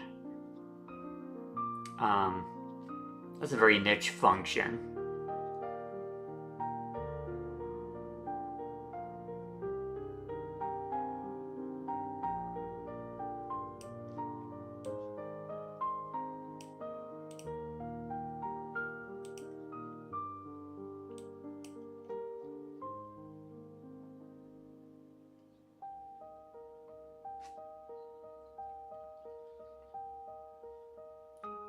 matches. Are we looking for extra functions? PHP stub. It doesn't look like we are.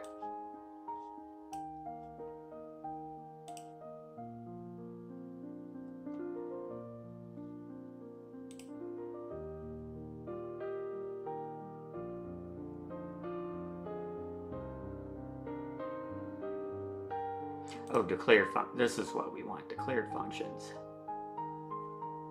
Number of matches, functions, sources custom, PHP stub. Okay, so it's actually taken this. We probably don't want that to actually be defined because it's not a regular function that we're going to be using.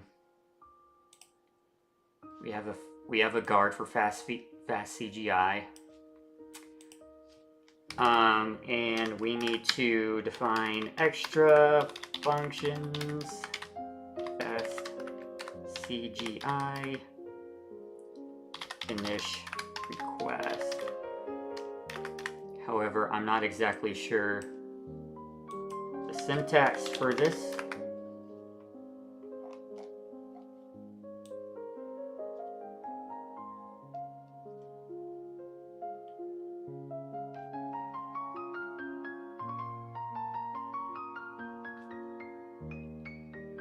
That is not the right syntax.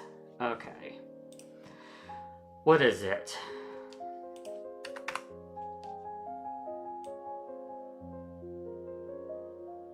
I'm trying to think of a file that has it.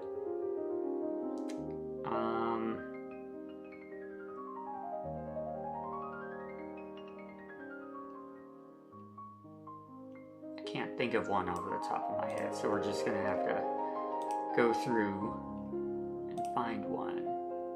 Oh, okay, so it doesn't, no underscore. All right, that makes sense. And we put it, that's weird. That does not belong up there. That belongs down here. So that's a little bit of a bug there. It needs to go below the copyright.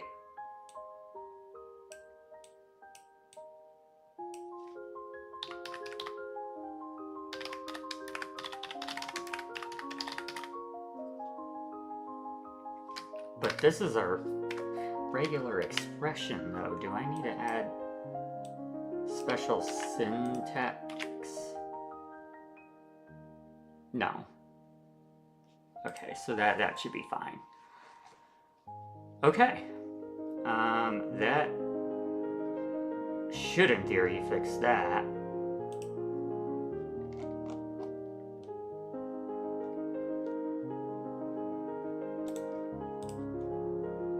Okay, yep. PHP stub accuracy is now good. Let's see why PHP is failing. Wonder if it's another timeout.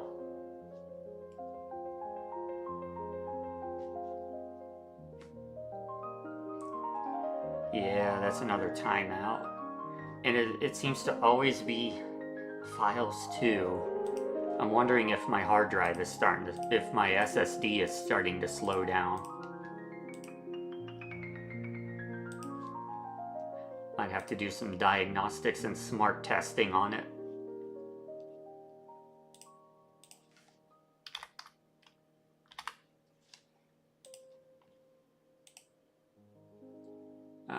This is... Okay. Is this get directory contents for recursing through the entire code base? Yes, I can justify adding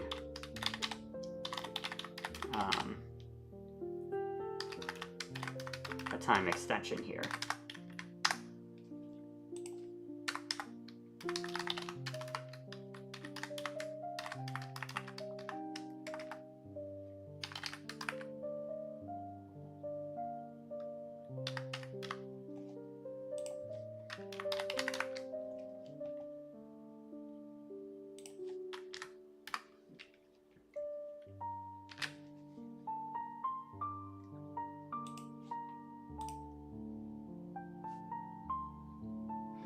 Okay.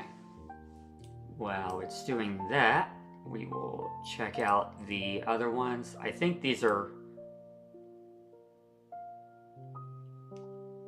going to fail because, yeah, this is something I haven't added on yet. I haven't added that yet. That did not. That one should have gotten added.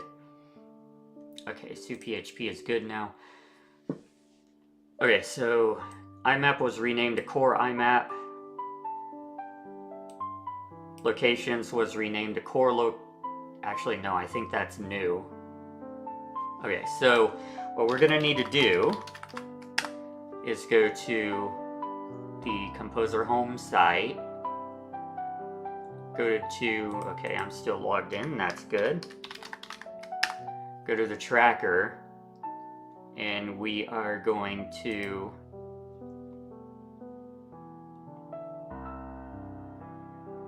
change the categories. Projects, Composr, categories. Do we have a locations? I don't think we do. I think that one's new. Yeah, that one was new, but I know IMAP was not. Oh, maybe it is new. They're all new. Okay.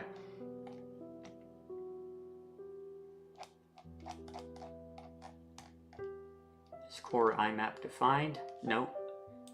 Alright, so we need to add all of them in. So, Core IMAP.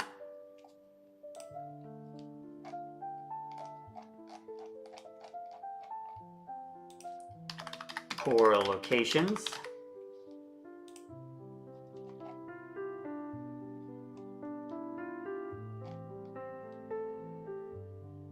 And site messaging.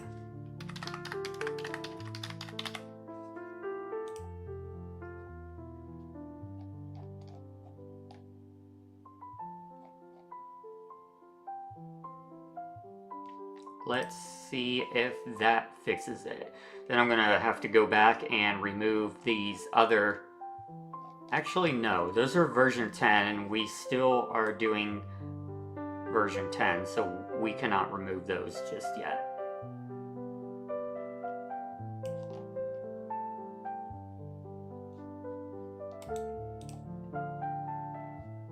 Okay, all of the unknown categories have been added, so we are done with that. Tutorial image consistency, missing screenshot referenced in mobile menu. So this is a tutorial. Oh, that's the actual image in a doc. Tutorial image.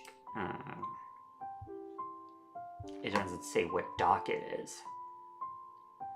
I'm gonna have to fix that test.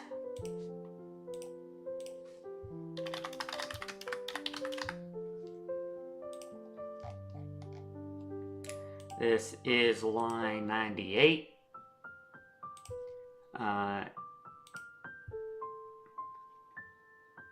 Images reference X. That's the image. Images referenced.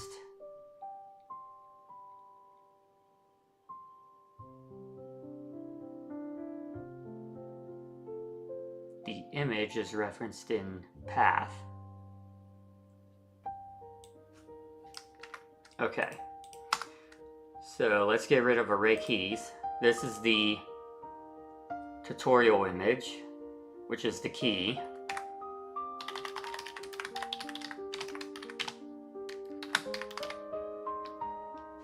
Followed by the path.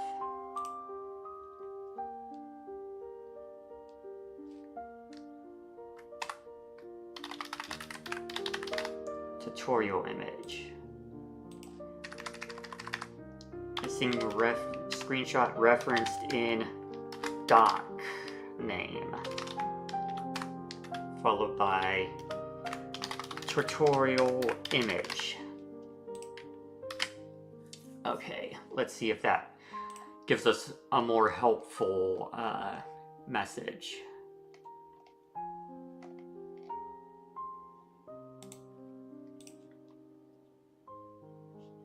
Missing screenshot referenced in path.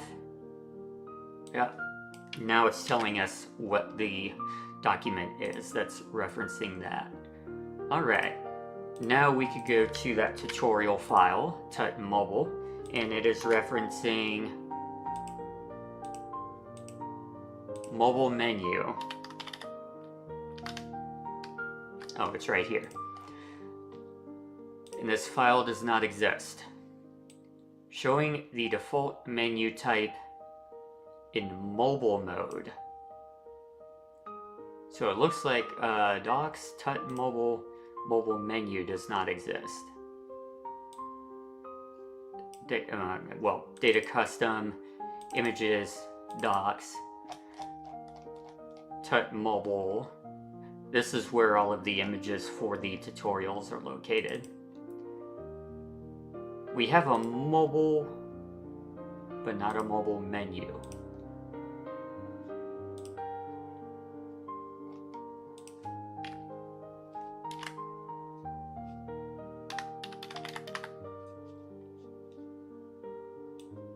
Okay, that is intentionally a separate screenshot. So this screenshot needs to be created. So what we're going to do is we're going to go to the home page of the development website. We're going to load developer tools. We're going to activate mobile rendering.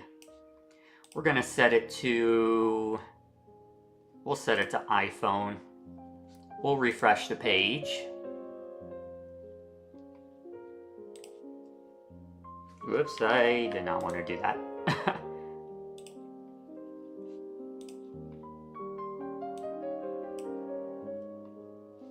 Come on. Oh, okay, there's an issue with that icon. And the breakpoint is too large. We're gonna have to fix that as well. That's a problem.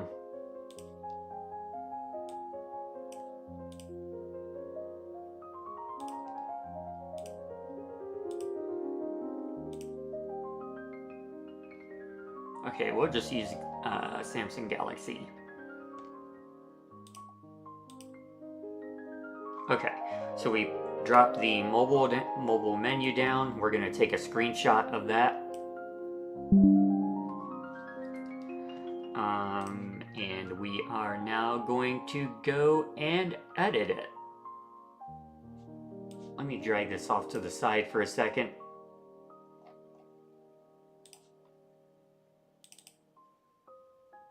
Just make sure I don't, okay, should be safe.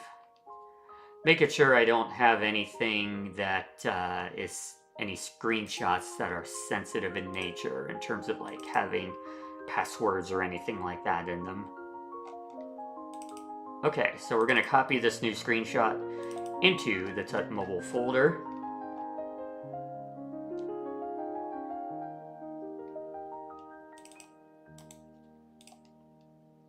That is a pretty large screenshot in terms of file size, 293 kilobytes. But I have Power Toys, and with Power Toys, I have resize with image resizer. So what I'm going to do is I'm going to resize this to small. And now it's down to 102 kilobytes. It's still a little bit on the large side, but we could do with it. We're going to name this mobile menu, and it should be a PNG. Let me double check that. It is. And that should resolve that issue.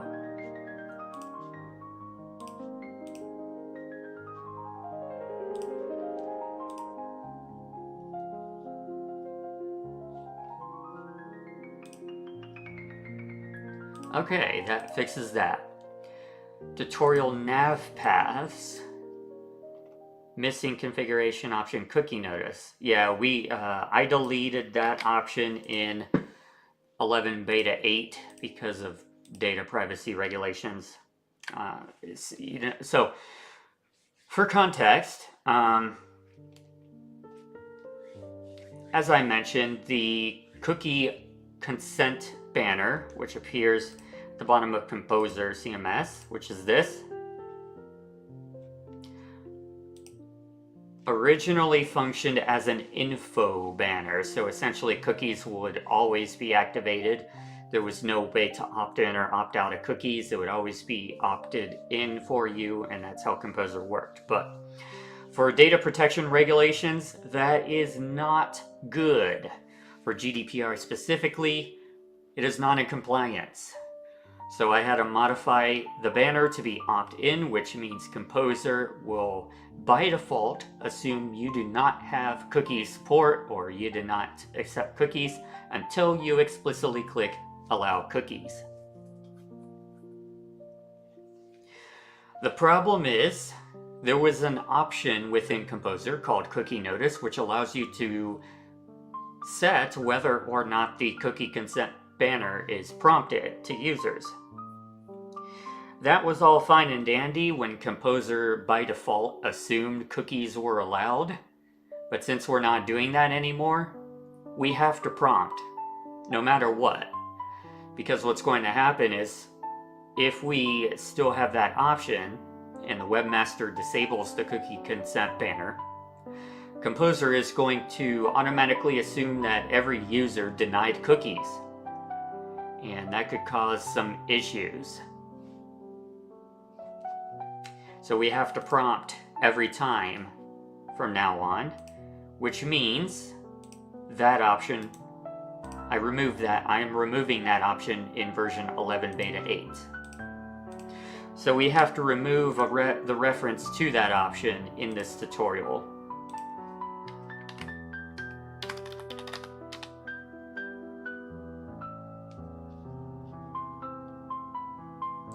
The EU, the European Union, requires tracking cookies. The EU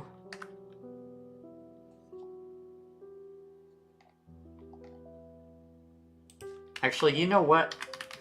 We're going to make this more general.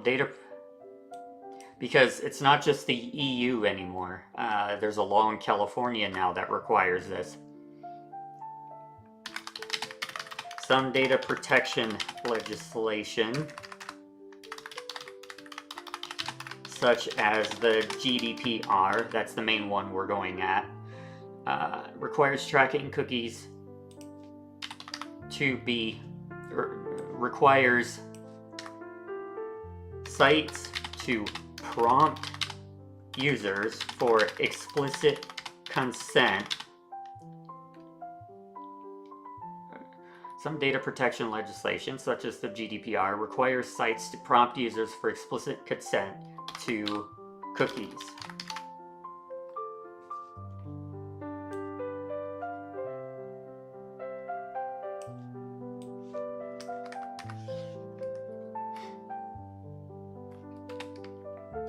Composr will always prompt new users for this consent and provide an option to deny cookies.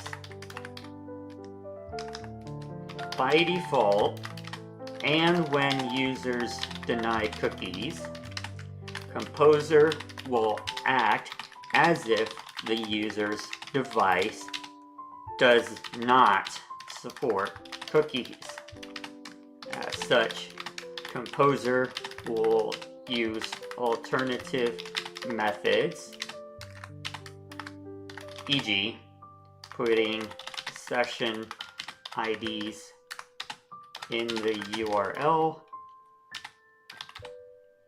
if, I don't remember the configuration option for that. If configuration allows for it.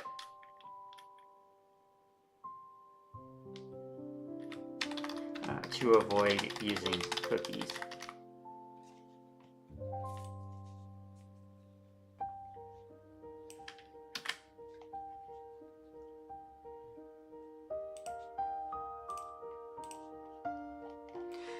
I'm going to go through this list of 20 things you didn't know about cookies just to make sure that it is up to date.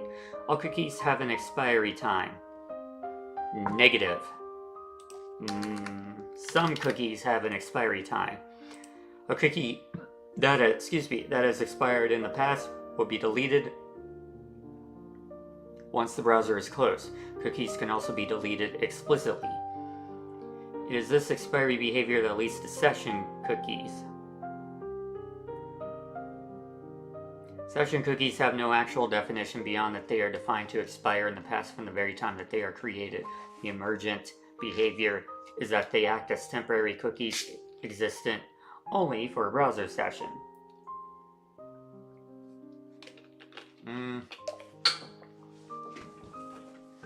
I don't know if that's true either. Hang on 1 second, I have to do something.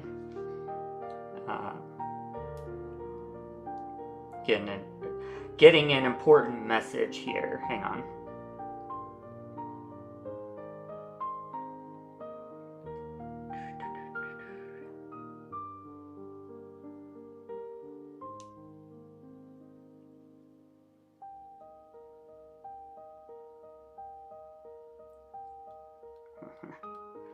Getting a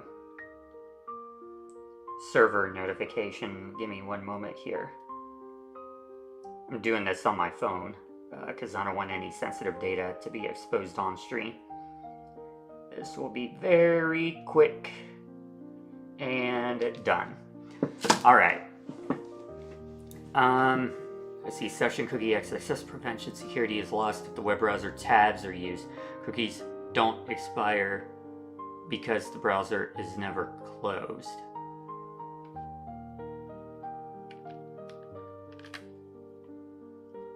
Is that true? Is that true for HTTP only cookies? I don't think that's true for HTTP only cookies.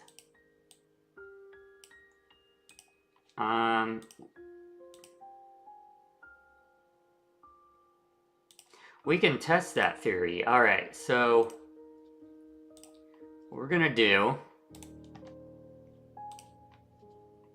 we're gonna load developer tools here. As you can see, we have a session cookie right here. Let's load a new tab, activate developer tools, go under network, go to this website, go to the home page again, check to see if a cookie was sent in the request headers.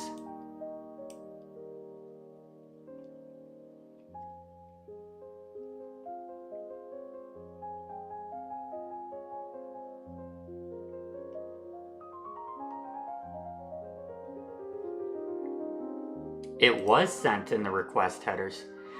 Okay, so it is true for HTTP only. Wait. It is marked as HTTP only, okay. Yep. Alright, it is still true. Cookie expiry time is measured in Greenwich Mean Time, hence client server time is theoretically the same, but care is still needed as computer clocks may be fast or slow. Third-party cookie is a cookie that is set to only a domain name that the main page document cannot read. This is possible only because the document reference images on other servers, and these images may themselves set cookies. While cookies are sometimes disabled by people for privacy concerns, session cookies are usually allowed as an exception, so it isn't the end of the world if session cookies are required, but it's better to be able to store session IDs in the URL, which is what Composr does in this case. Some popular websites do require cookies to be enabled though, but this violates some data protection laws. Full cookie data is sent with all web requests that the cookies are scoped under, even image requests. So it is inefficient to store a lot of even image requests, I'm going to go even further and say and API requests. because we are now in the era of client-server applications, where a lot of times the website does not actually present you with the page data, but instead makes a separate API call through like an AJAX request or something like that and gets the data to be displayed on the web page. And even in those instances, the cookies are sent in the request header. There is an exception though. WebSockets. Cookies are not sent in WebSockets usually. Now, the initial request to establish a WebSocket, yes, cookies are sent there. But once the WebSocket is established, the actual connection, whenever a WebSocket request is made, specifically a WebSocket request, cookies are not sent through those.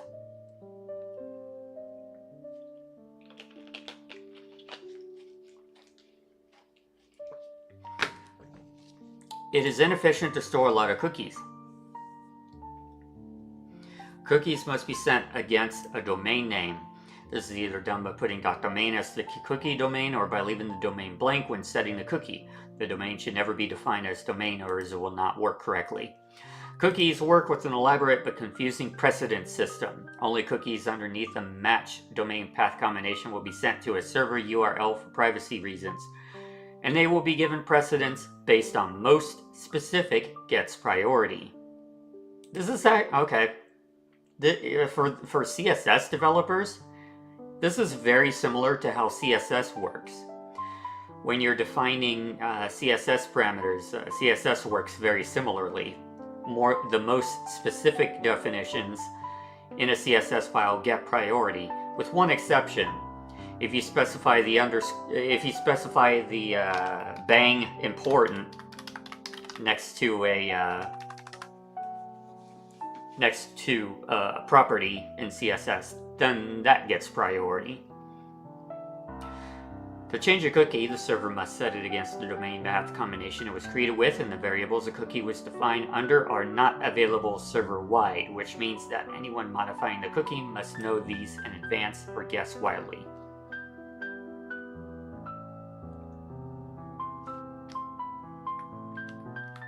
There's a legitimate privacy concern with cookies when ads are concerned. That's weird language. We're going to say ads are considered. Banner rotations run from centralized sites and hence have the ability to effectively track users from this centralized site, but with regard to any site that they visit, which causes the rotation. Nevertheless, such tracking could happen regardless of cookies via server logging and cross-server messaging, so blaming cookies is simplistic. Microsoft made a great extension to Netscape's original cookie spec, allowing HTTP-only cookies that JavaScript cannot read. The use of this prevents many XSS vulnerabilities. Composr uses HTTP-only cookies where possible, especially on the session cookie. I'm going to get rid of for non-guest because it always uses it. At the protocol level, cookies are sent to the server in a single cookie HTTP header, but set from the server using individual set cookie headers. Cookies just store names and... Is that true? There's only one way to find out.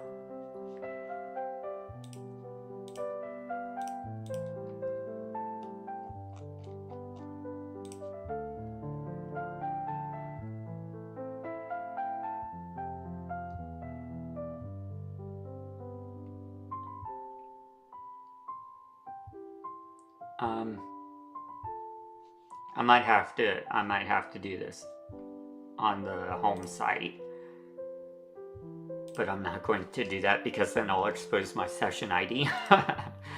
Alright, we'll just leave that as is. Cookies just store names and values and never any data that a web server or normal JavaScript would not have been able to discern, because it is the web server or browser that sets the cookies.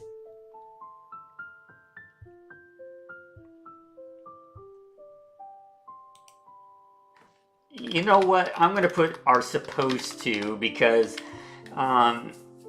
you know, you could always have that, you know, that one coder who doesn't understand how cookies work or how you're supposed to use cookies.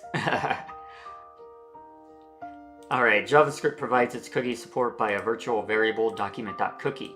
The variable could be set in reb, but the process is not actually direct. A common server-side coding mistake is to set a cookie and then refer to the cookie value within the same server response, but yet the cookie would not have been activated until the response had been sent.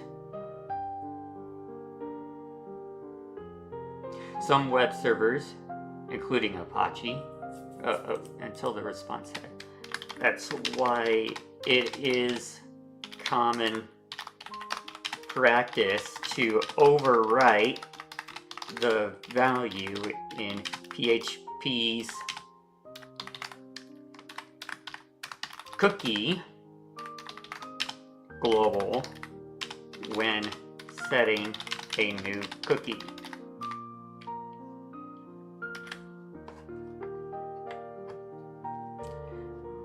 Some web servers, including Apache, restrict cookie data length, refusing to serve data if the length is exceeded.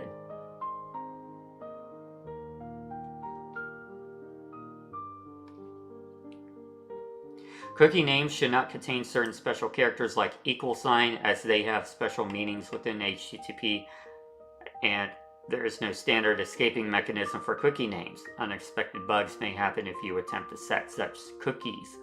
Cookies were invented by Netscape, not by the usual standard bodies, and definitely not by the Cookie Monster. It was a given that he would be referenced in this tutorial eventually. On sub-web servers, it is not possible to set a cookie at the same time as doing an HTTP redirect. The name cookie might have originated from the term magic cookie, and there are small pieces of exchange information used to authorize users. Magic cookies were likely inspired by fortune cookies, where the message inside is useless until you open the cookie. Assuming you get a message in the first place. Because funny story, there was one time I was eating at a China buffet and got a fortune cookie that had no fortune in it. It was empty.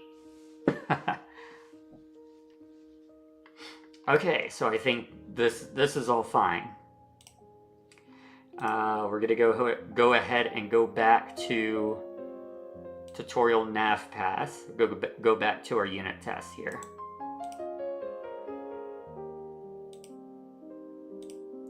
And we are good on that now. Tutorial quality. There are some issues. FAQ has no. I'm thinking about getting rid of the FAQ page, so we're gonna ignore that.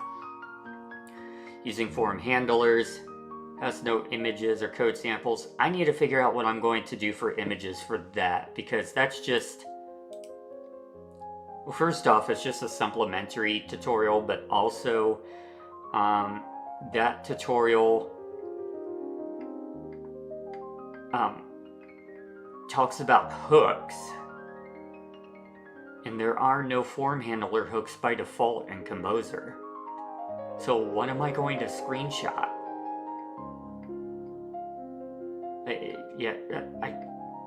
Maybe I can make a flowchart or something as to how the form handler works.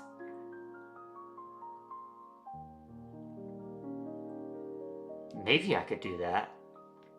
I'm getting ideas.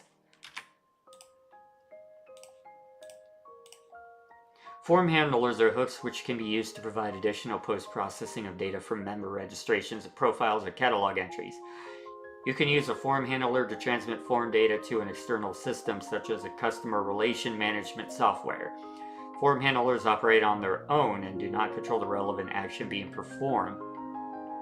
In other words, form handlers cannot manipulate form data for Composr itself, nor prevent forms from being submitted. They can, however, manipulate data before sending it out to an external system or webhook.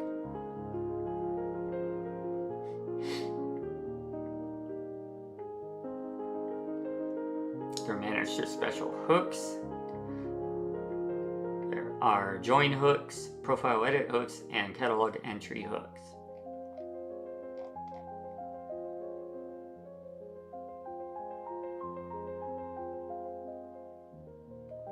I'm gonna have to finish that tutorial.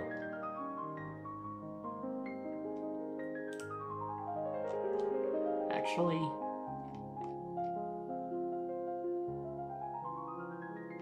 yeah, I'm gonna have to work on that tutorial. Let me think here. I think I might just leave that for now because I'm gonna have to think on how exactly I'm going to design the flowchart for that tutorial. Provide links to relevant tutorials. These are all, that's supplementary. I'm skipping supplementary articles because these are outdated. Usually they're written for Composr version 10. And they're lower priority for updating to version 11 compared to the main tutorial pages. So I'm going to leave those alone for now.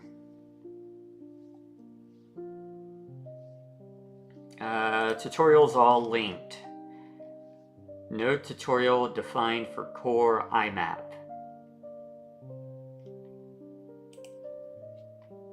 Do we need a tutorial for that?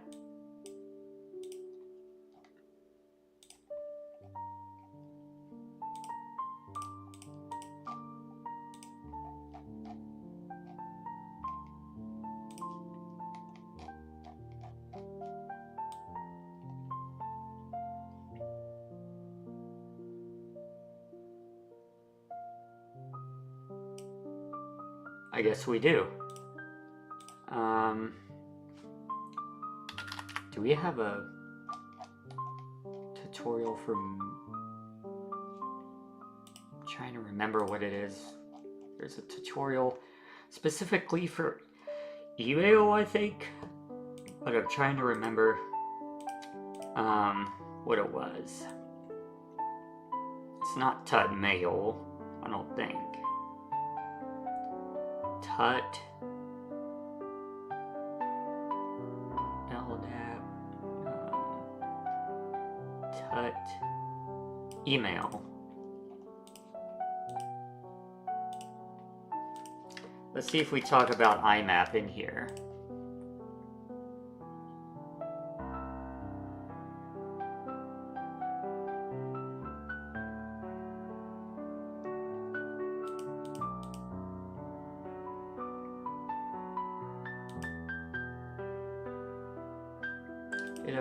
It briefly talks about IMAP. I think I'll just link that add-on to Tut email.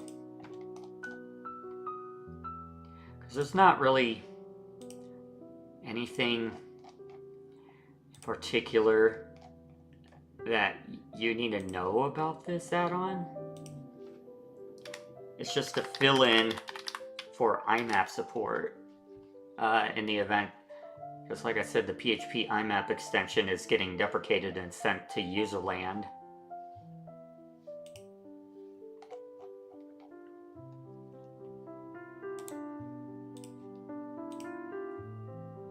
Oh, I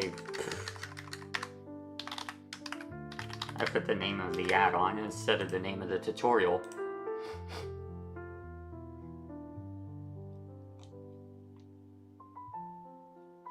Okay, the Tut email has to reference the add-on.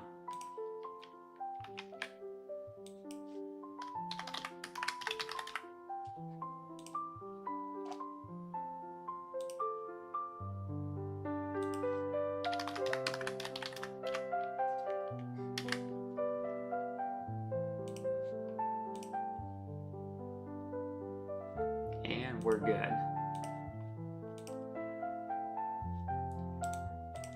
Let's see why this one's failing.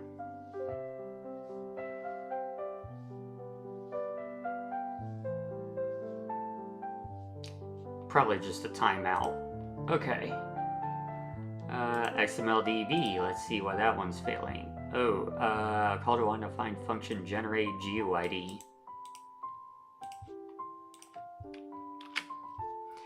That function, did I move it? It's in global 4. Maybe I did move it recently. Okay, so where is this? XML.php. Oh.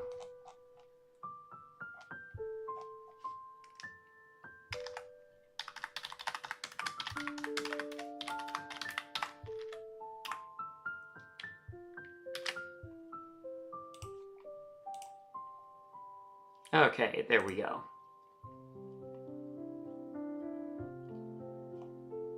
All right, and then that's it for the asynchronous test. So the next section is the synchronous testing.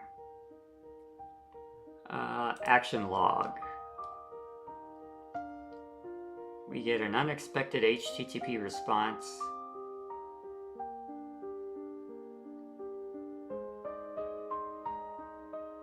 There is no response for admin add-ons from export add-on. Is that just because of cookie consent?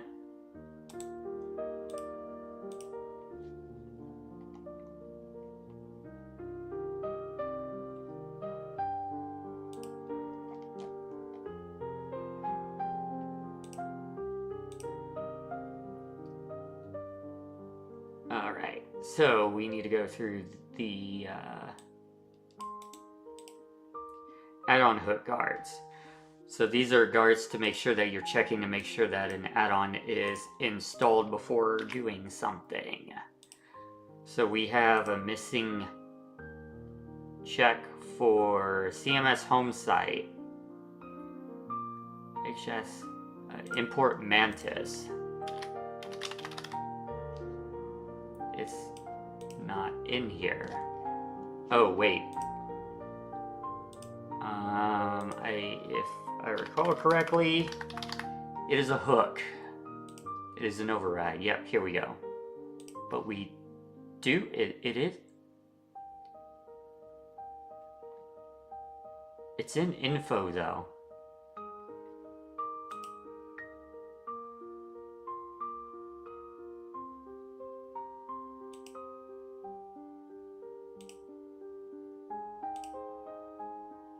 So I think we need to modify the test. I think it's another case of that particular class override.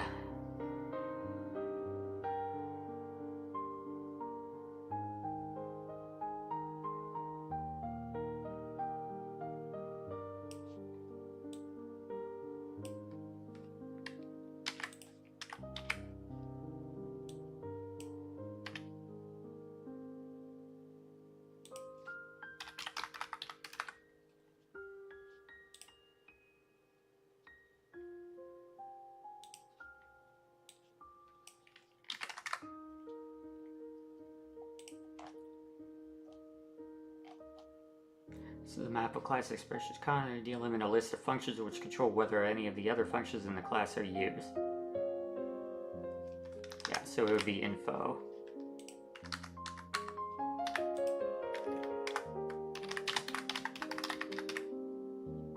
We'll put a section down here for overrides.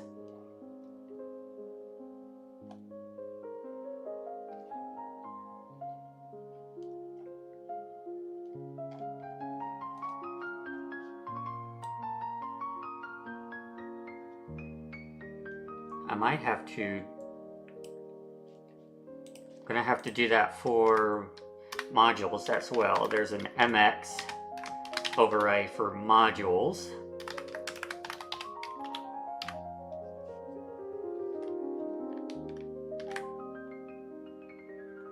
And is there one for health check? No. Alright, so those are function exceptions, positive guard exceptions.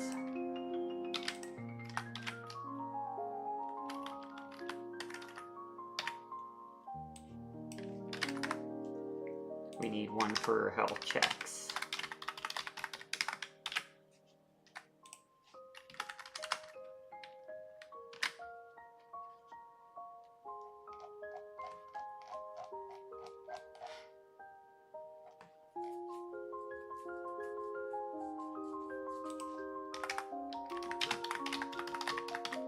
Okay, overrides need to be defined here.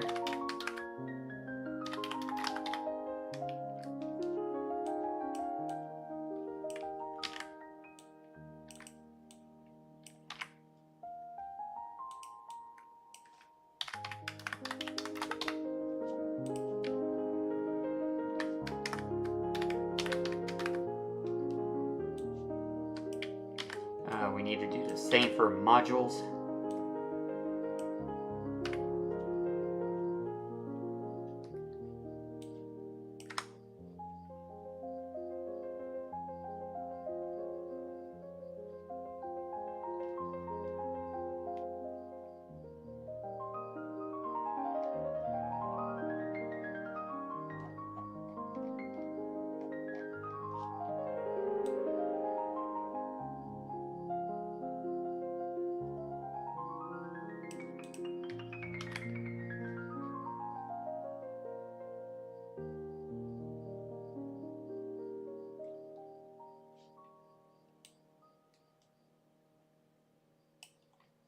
All right, let's see.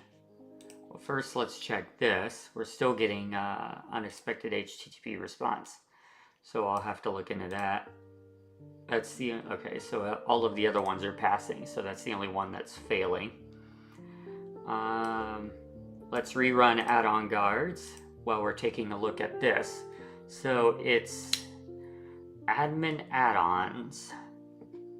Is it because it's timing out?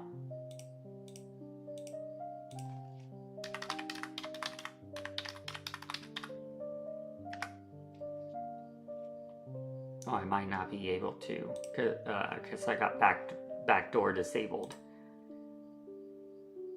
I'm betting it's a timeout issue.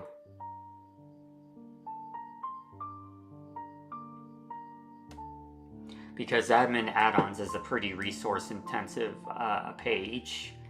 I may even add a time extension to... Wait. No, time extension probably already exists. It might be an issue with the test itself.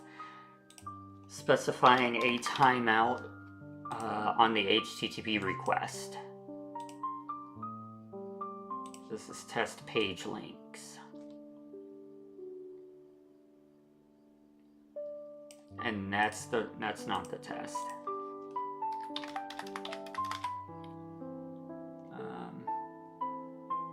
This is the test. All right, test page links. Here we go. This is it. Timeout is 10. Default it to 10 if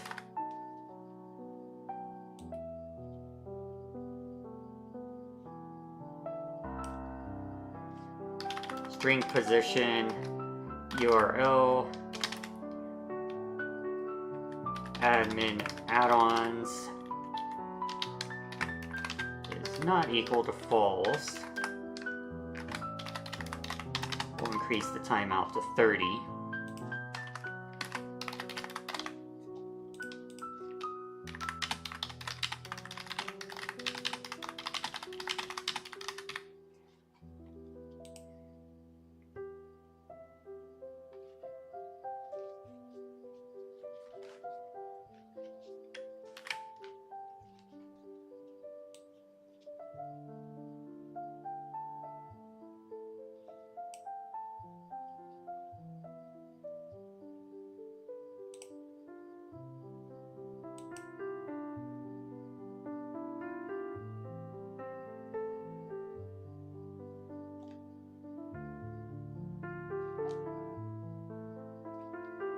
All right, so we'll go ahead and rerun that test.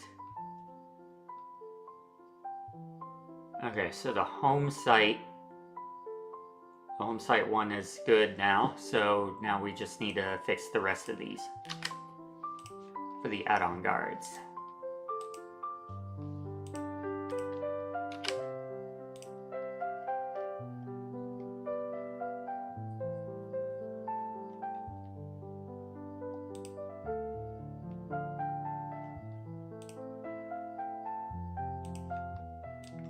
CMS home site GitLab.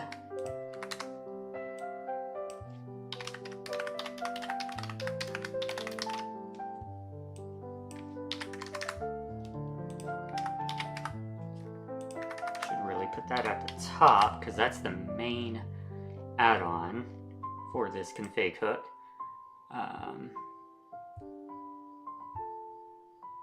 GitLab issue points. Actually, I think GitLab shared already has it. GitLab issue points. GitLab webhook secret. No, that one already has it.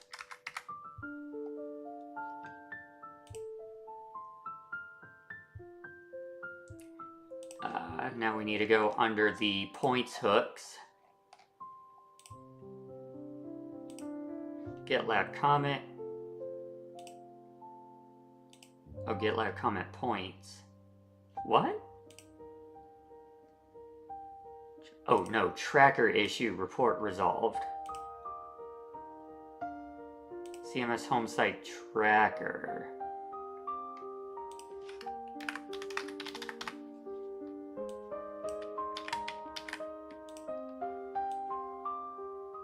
Just had the wrong, we were checking on the wrong add-on.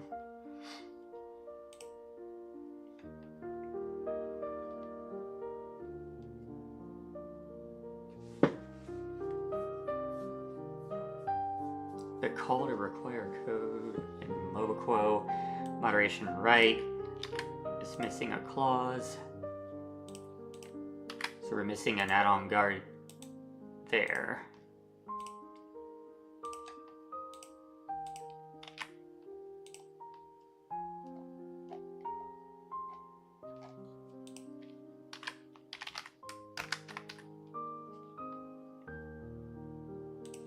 But we do have a guard.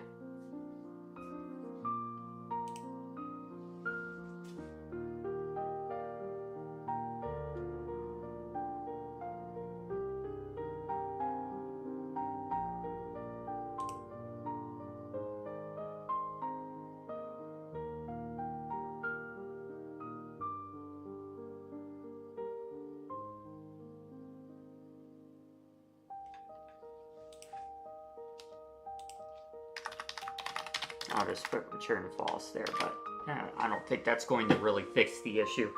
I think that's an issue with the test. So we'll ignore that for now. CNS multi-moderations, sources import.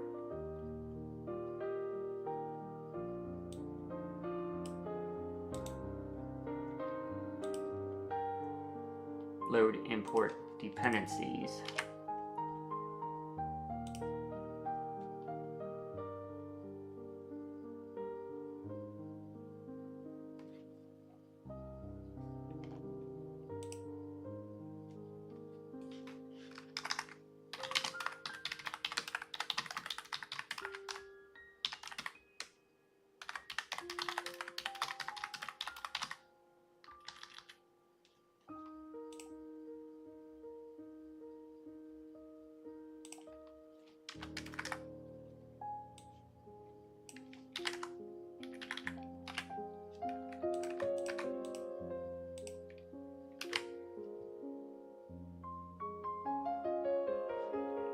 All right. Yeah, that needed a guard. We'll see where we are now with that. All right, action log is now working. That is, oh, I was looking at the, okay. So it looks like extending the timeout on the action log test worked for that particular page. Yeah, that was my suspicion, was that the add-on page, because it's a resource intense page, it was taking a while to load. It just needed a bigger timeout.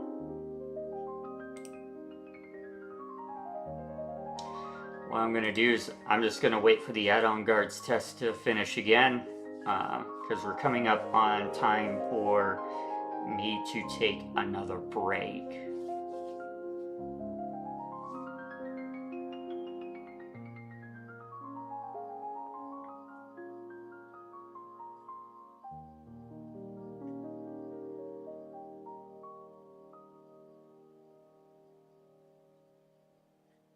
This one's taking a while. Yeah, hopefully in theory, once it loads, there we go. It still does not like import. It's there, there's a guard there. Oh, I misspelled it, that's why.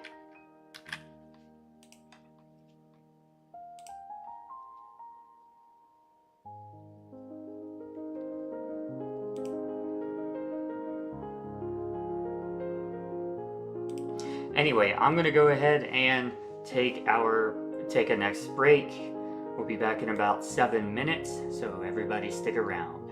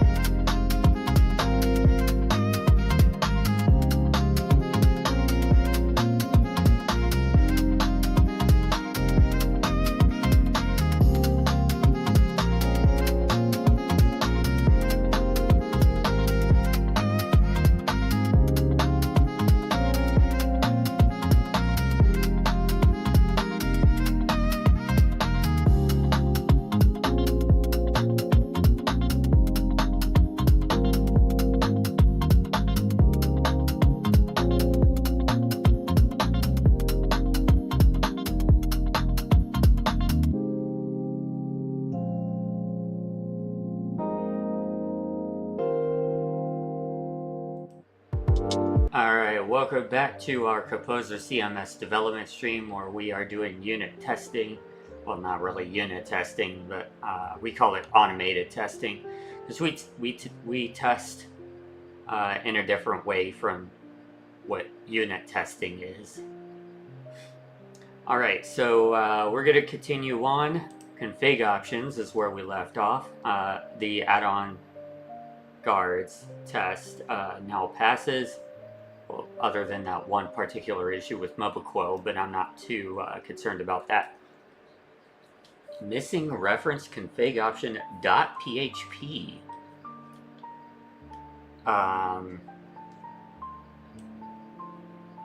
Interesting. GitLab issue resolve points. I think there's some sort of parsing error going on.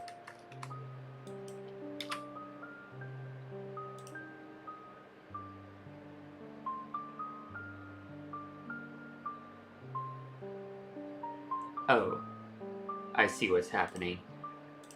That is not a name of a valid config option.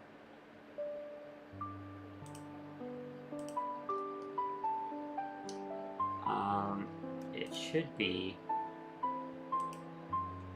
The test is weird. Let me fix the test before we actually fix the issue. Because it's not giving the actual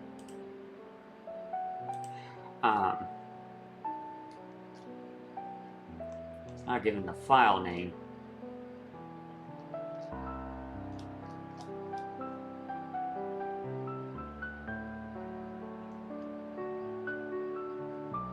Oh, okay, it's not supposed to. Missing referenced config option.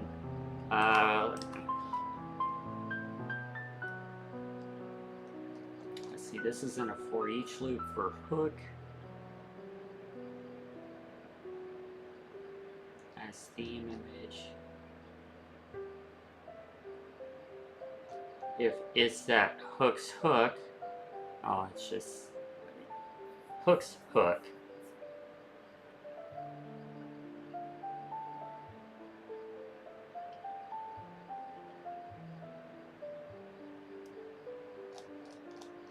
Config option. No, there's no way we can determine the actual PHP file, so we'll just leave it like that.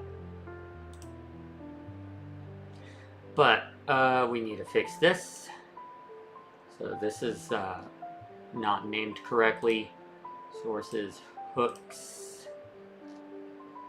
systems config. It is GitLab issue points, not resolve points.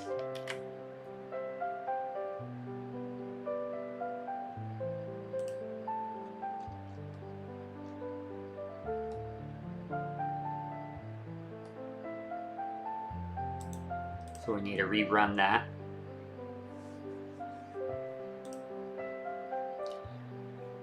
Now we get into the code quality checker. And there's probably going to be a lot of issues that we're going to need to fix with the code quality checker. We can skip all of the to-dos because those are things that we're going to do later. I'm not worried about to-dos right now. Okay, blocks is just failing because of to-dos. CNS. We have a lot of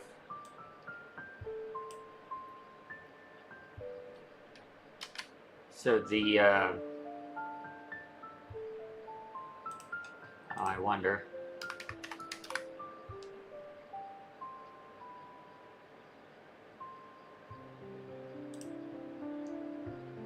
These all need to be floats.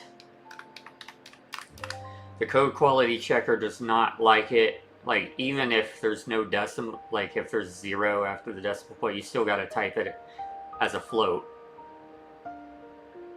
Otherwise, the code quality checker is going to complain.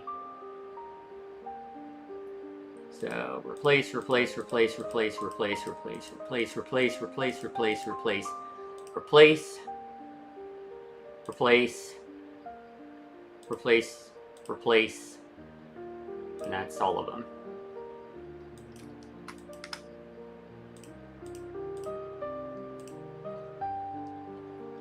Alright, so we need to reload CQC CNS. Alright, config options is good. We need to see if that resolved the issue of the float issue. Yep, it did.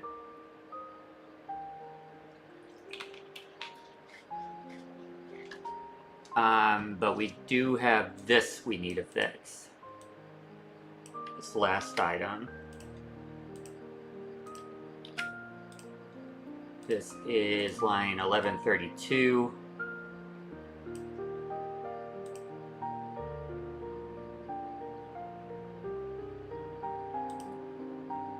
Okay, so do we break here?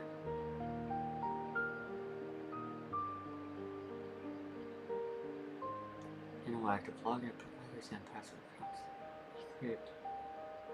We do not want to break here, but we need to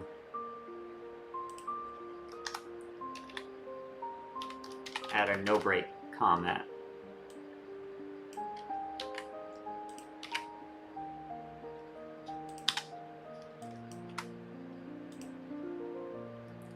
Because for these particular, generate a new salt. Yeah, for these particular password compat schemes, these are legacy ones, and we want the authorization handler to convert them into bcrypt during the login process, or during the member editing process.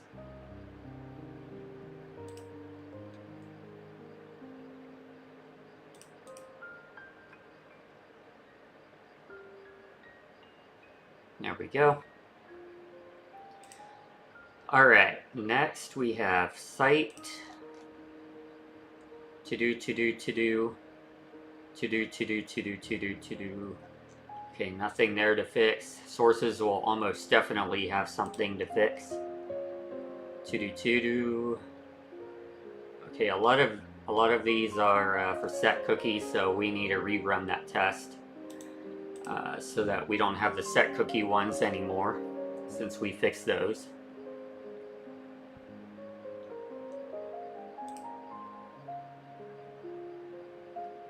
And that was the last code quality check. Alright, so we're going to wait on the critical error display and the other ones. I think critical error display messed something up with the rest of the Composr system, or the testing suite system.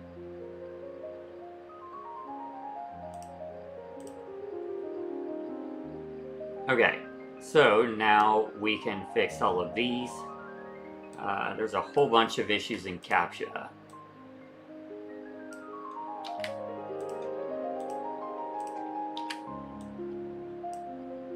Is it sources CAPTCHA? Yeah. 215.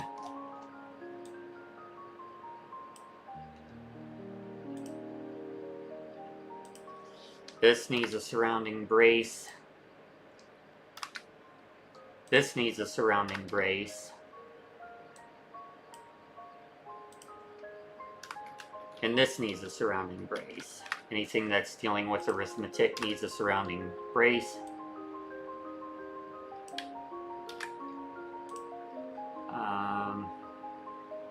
There's also an issue with parameter 2 and 3 should be float, not integer.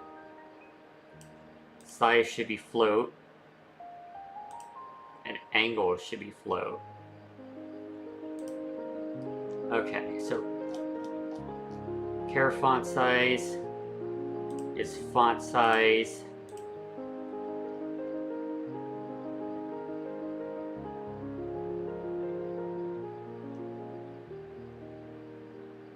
Font size should also be a float. 0.0. Padding Actually, let's double check font size. It should be 2.0. 2.0. That should also be braced.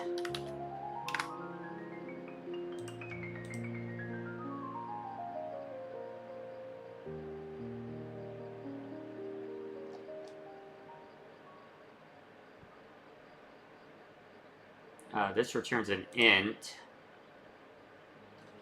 so we need to float val that.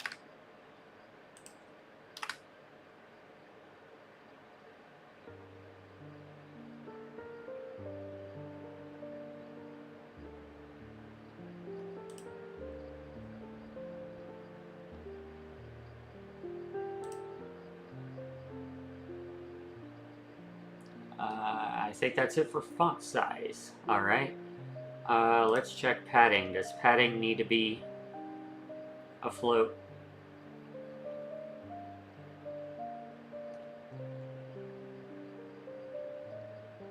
Don't know yet. Letter spacing, does that need to be afloat?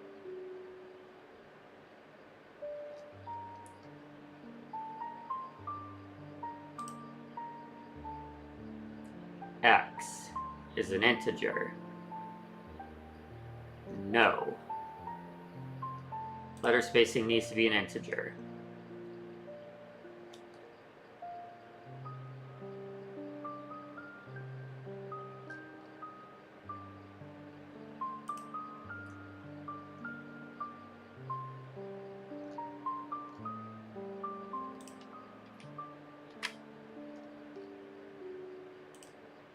All right.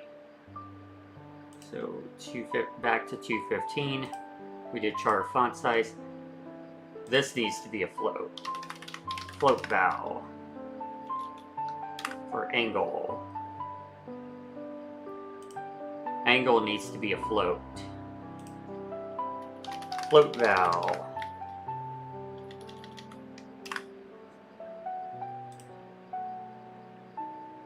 That's fine. That's fine. That's fine. What's...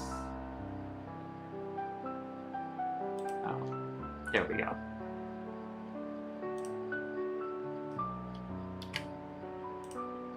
Okay, going back to 37.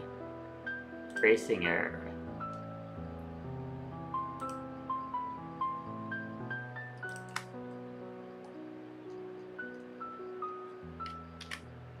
There's a space where there shouldn't be a space.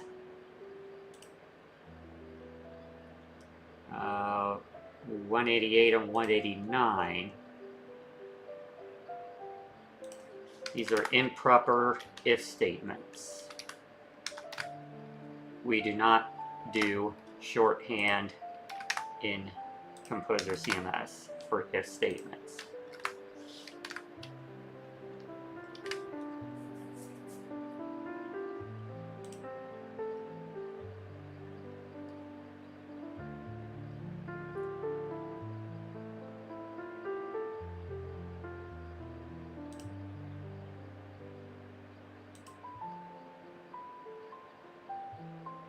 Uh, 171 has a type issue.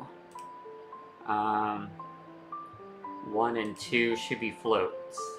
Size and angle. Okay, let's see here. Yeah, angle should be 0.0. Font size, I think we converted that to a float, so that should, in theory, fix that. Angle.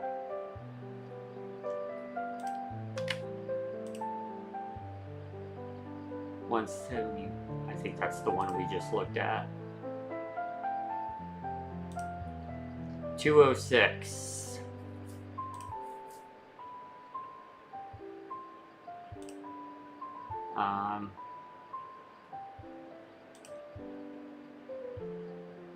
Huh?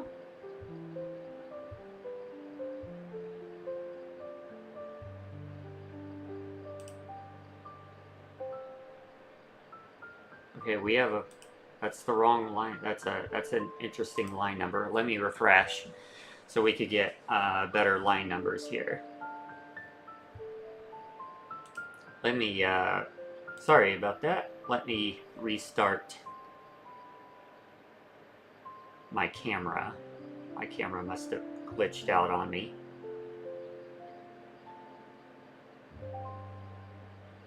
There we go.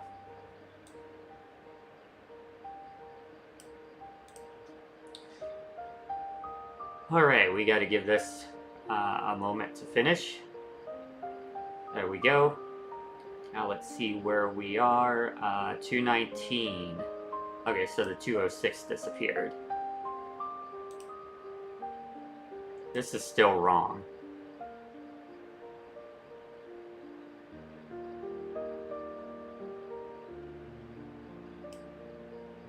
Okay, why?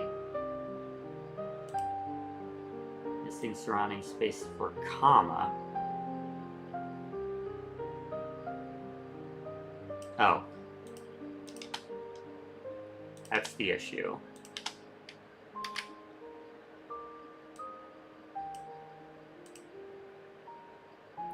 Uh, 180.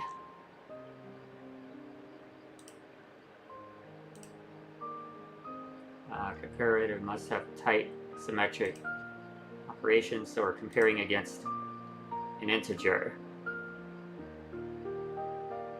Max care height needs to be a float. I think. Yes. Needs to be a float. Okay, max. So we know max char height needs to be a float. Does height need to be an integer? Yes, it does.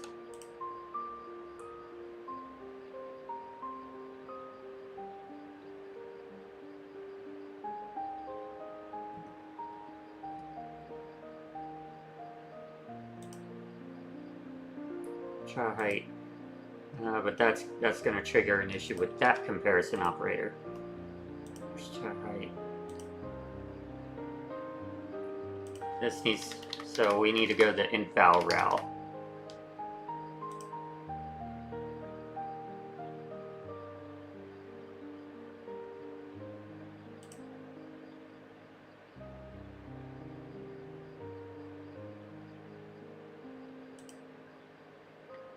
But that's going to be an issue. What if font size is...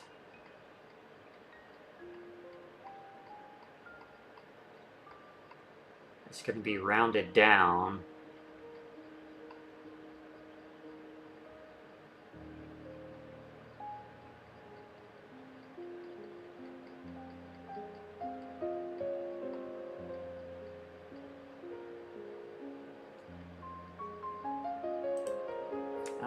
This is going to have to be invalid as well. Yeah, I'm not sure about this one, but I'm just going to have to let it be for now. Could not find function image line 231.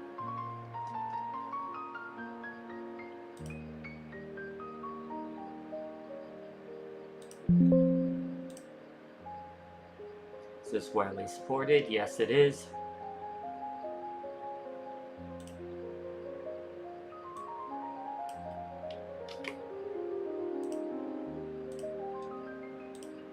So we need to add it to, whoops, that's not what I wanted. We need to add it to PHP stub.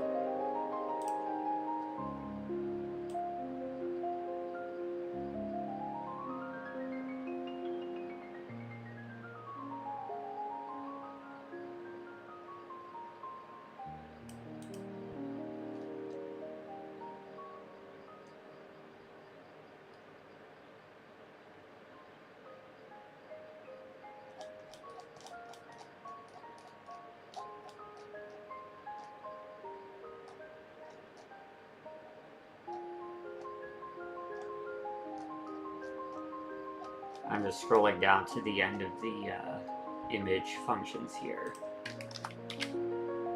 Oops, no, that's not what I wanted. I wanted image line.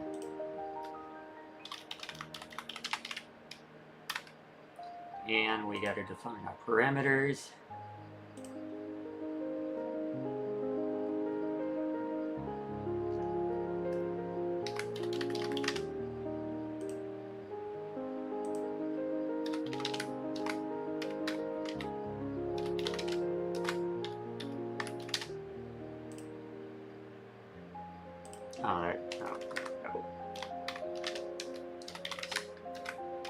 X2, Y2,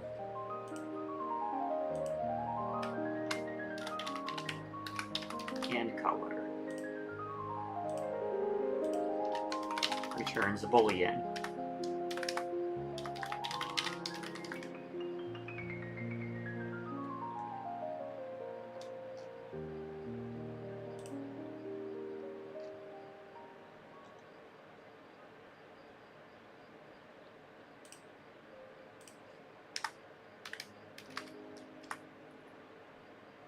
Oh no, I know why it's not working.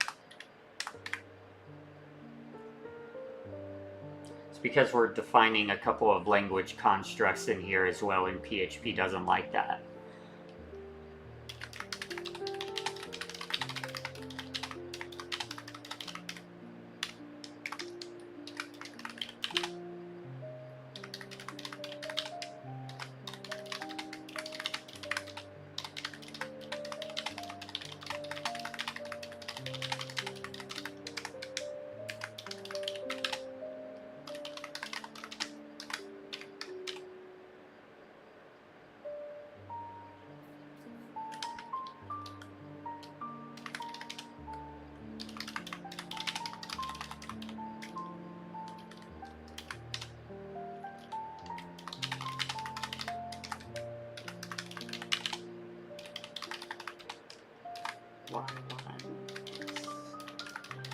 Y position of the line.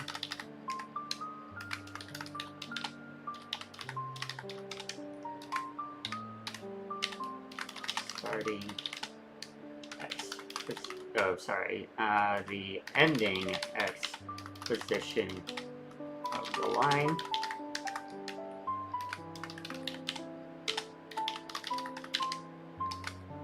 To the ending Y position of the line. Color, what does PHP say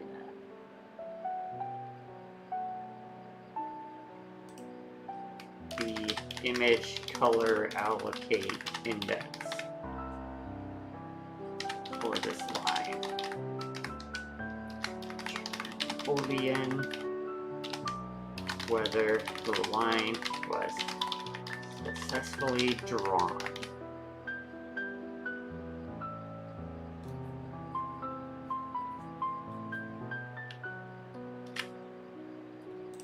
Okay, so we need to rerun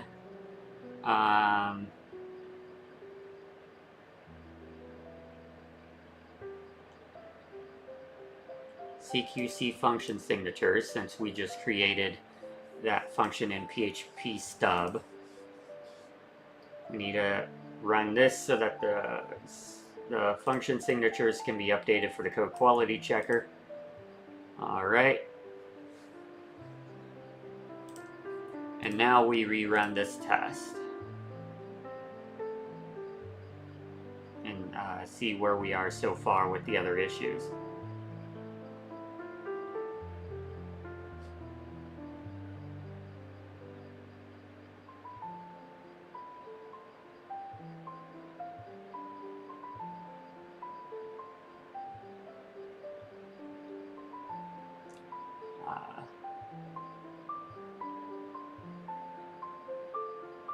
Okay, it looks like we're done with CAPTCHA.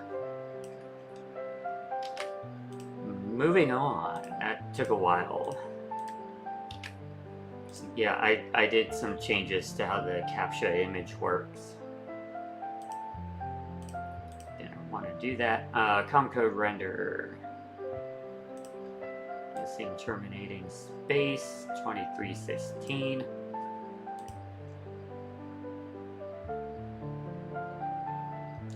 2316. Whoops, there's a double semicolon there. That's gonna be a terminating. That's gonna be a terminating thing, so I have to rerun the code checker.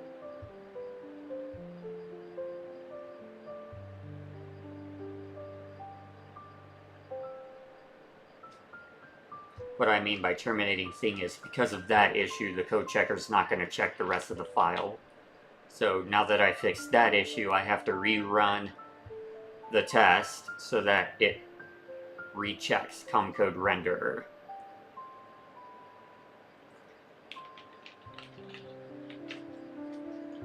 Okay, comcode renderer is good.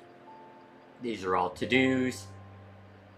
There's unreachable code in failure.php.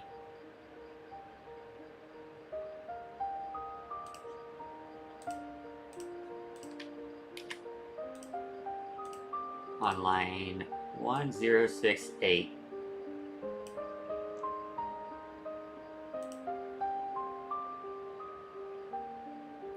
Yeah. I'm just gonna have to comment all of this out.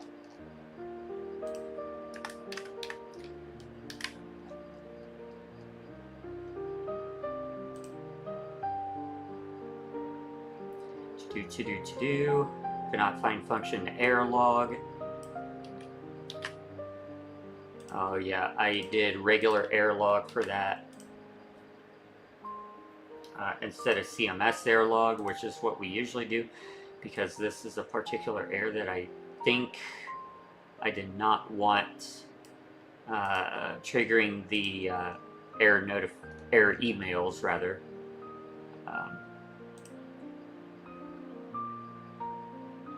For example, more and relay error message.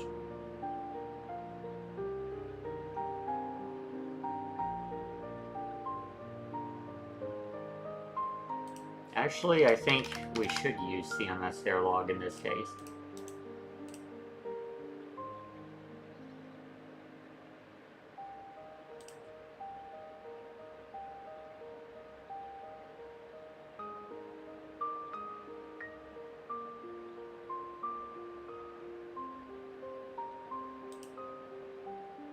No, because CMS error log does not relay to the developers.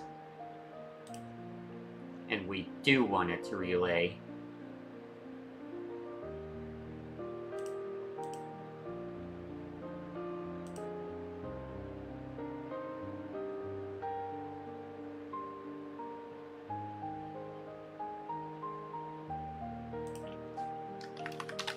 I don't know if code quality checker is going to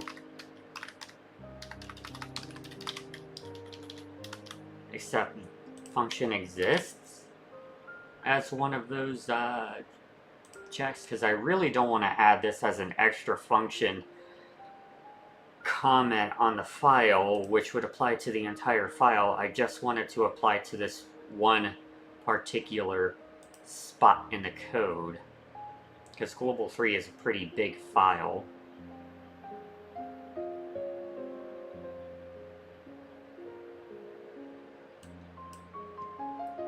Let's go to password rules while we're waiting.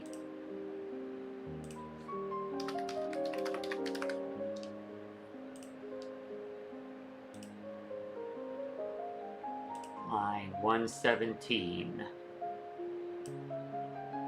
This needs a bracket.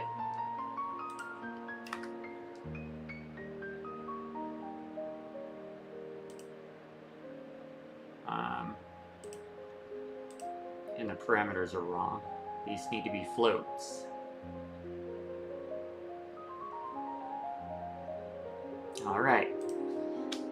0.0, 26.0, 26.0, 10.0, 32.0, 0.0, 2.0 for base. I'm assuming base is a float as well? Yes. We need to check. Oh, that's the only place that pool size is used. Okay.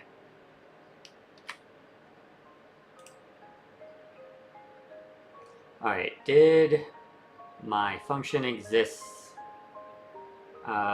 fix the issue?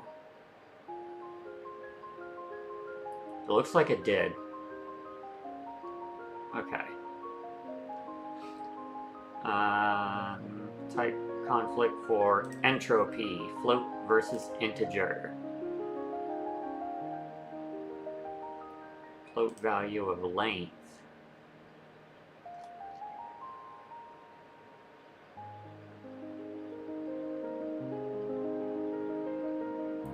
Float.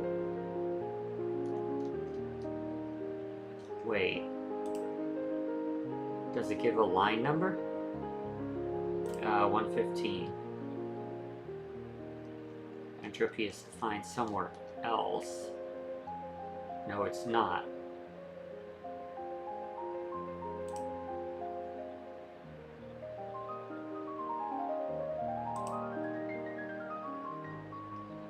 Log returns float.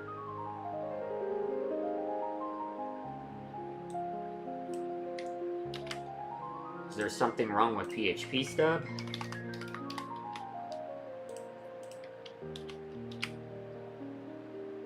No, that's correct.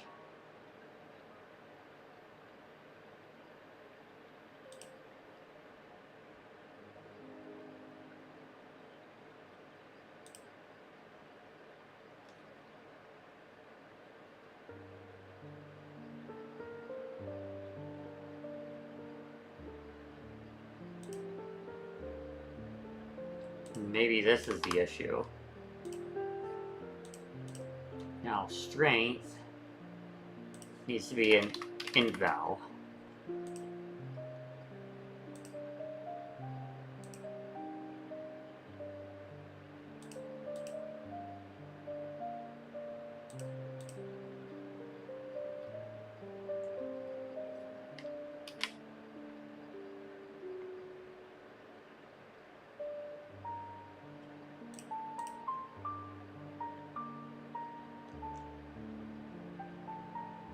Okay, I'm not entirely sure that's going to be the fix to the issue, but we'll check. And there's nothing else left to fix in this test. Everything else is to-dos.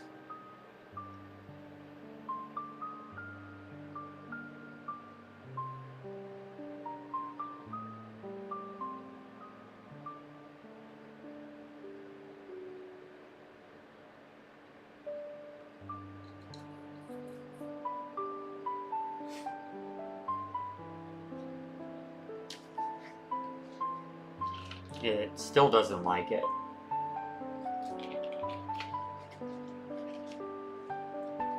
Still thinks it's an integer. Is it because of length? Yeah, length is an integer.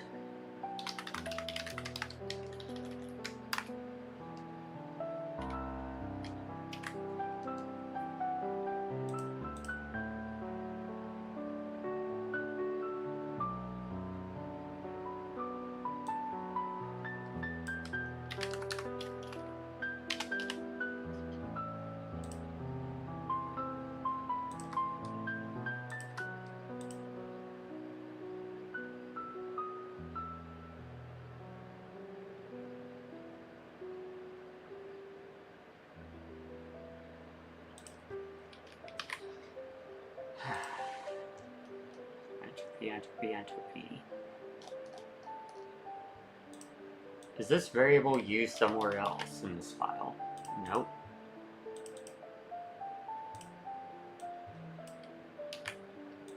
Let's try initializing it to 0.0 and see if that helps. Because I'm starting to run out of running out of ideas here. Just figuring out why we're still getting this type error.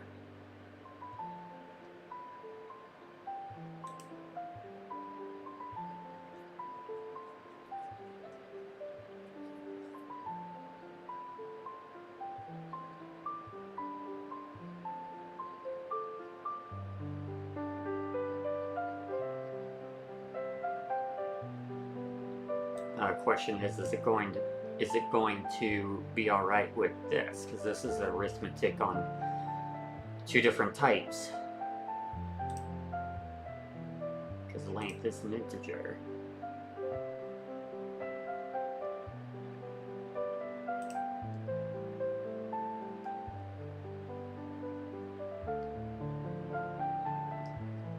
Looks like that resolved the issue. Okay. So that's it for sources. And I think that was it for the code quality checker.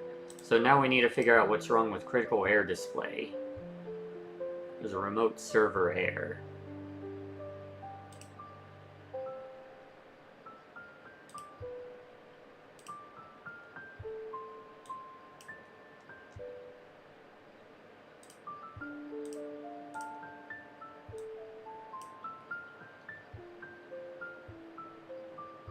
So critical error is created.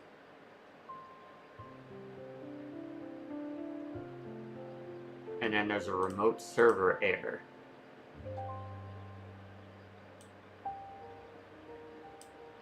Why is that? It should be responding with the contents of critical error. And it is. So why do we get a remote server error?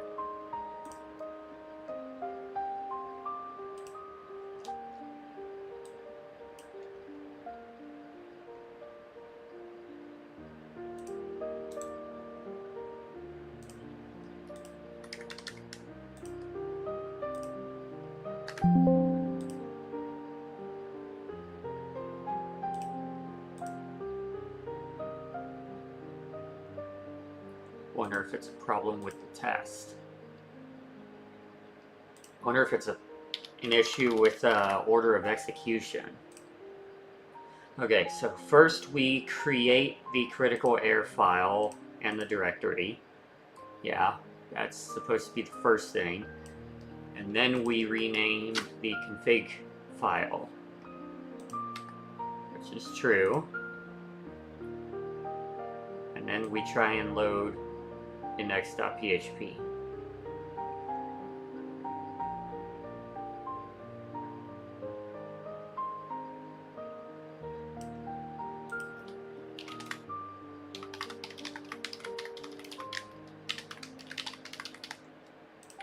Maybe this needs to have a trigger error equals false on it.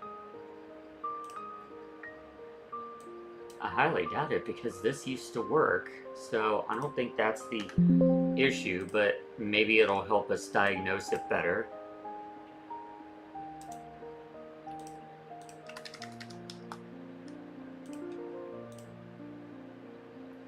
Okay.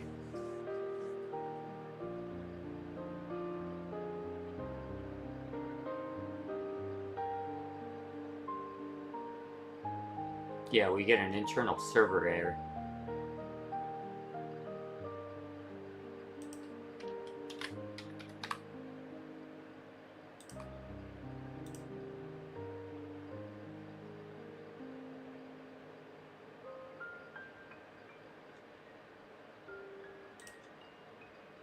So the critical error file is not even running.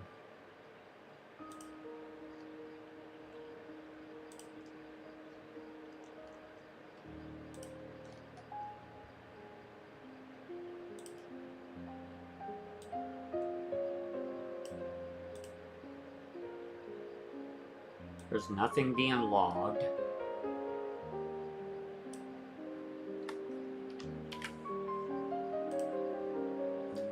Why is that?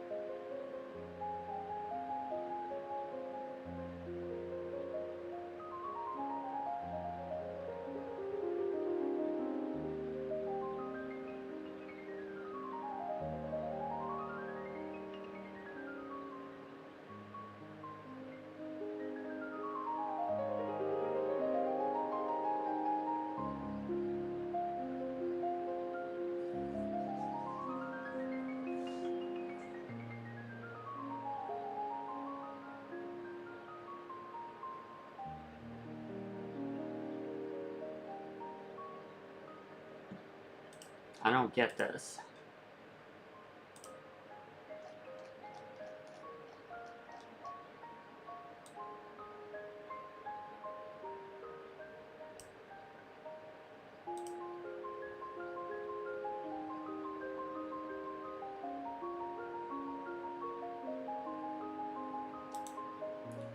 HTTP downloader object.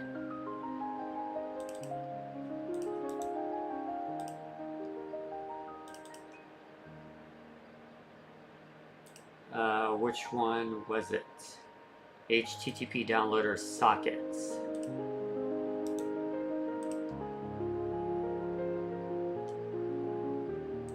Which extends HTTP downloader.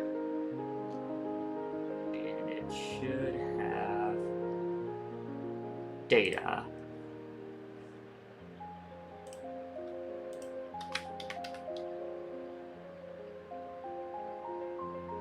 Oh, it's way over here. It's null. There is no data being returned.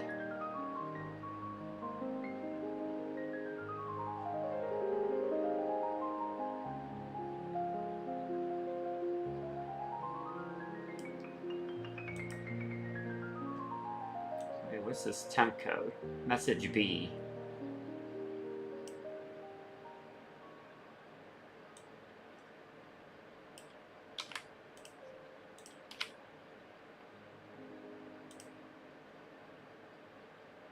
Which is that, yeah. Son of a gun. Did anything get logged in the main PHP file?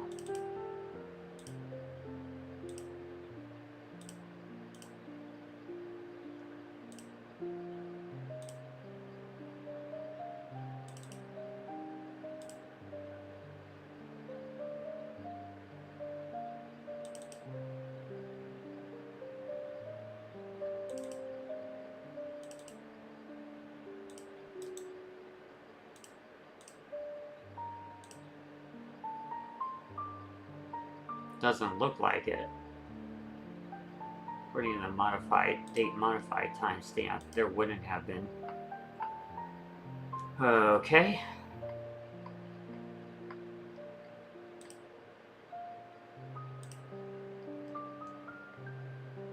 So critical error is created.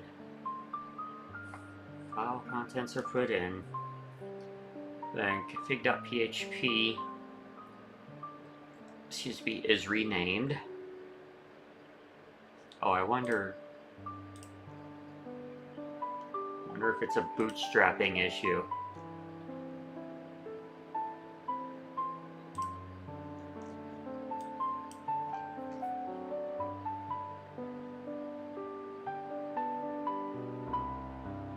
Oh, we let local.php do the error handling. It's file, so this isn't a file, so we skip all of that.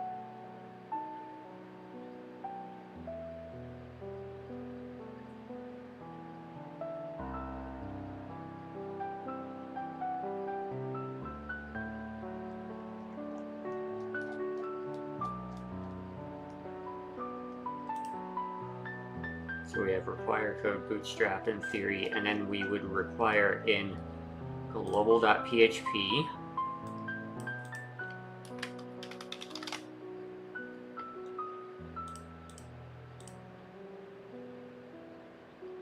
which would do this.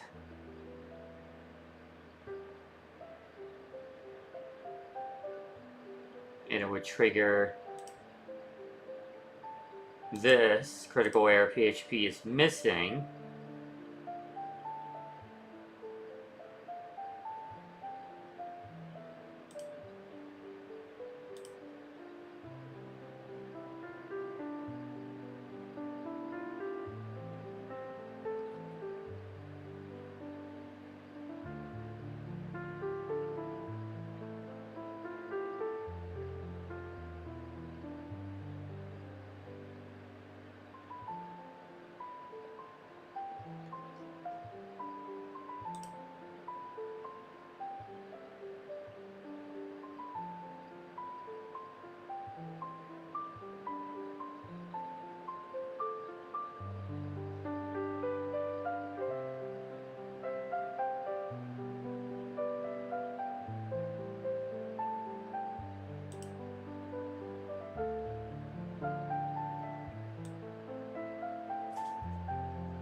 base URL.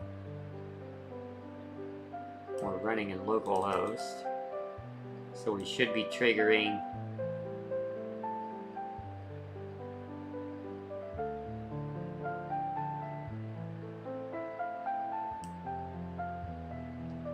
oh, hang on. Well, we wouldn't know what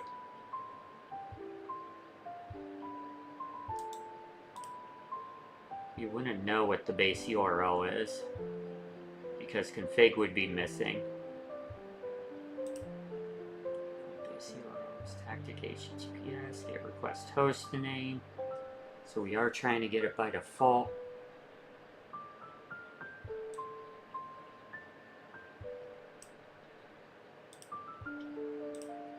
Let's pretend this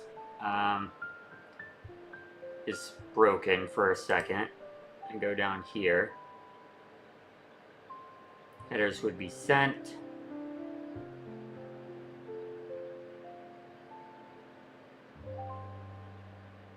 Or headers would not be sent, rather. Or would they? Does this send a header?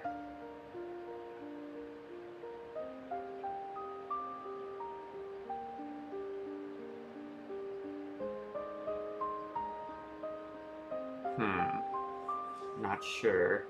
I don't think it sends the header right away.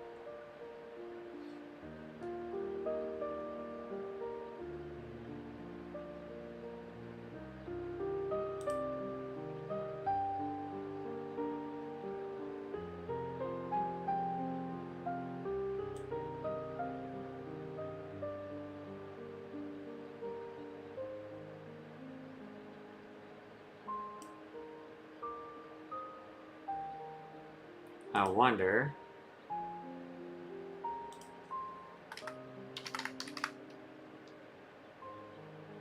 if we need to clear the step cache.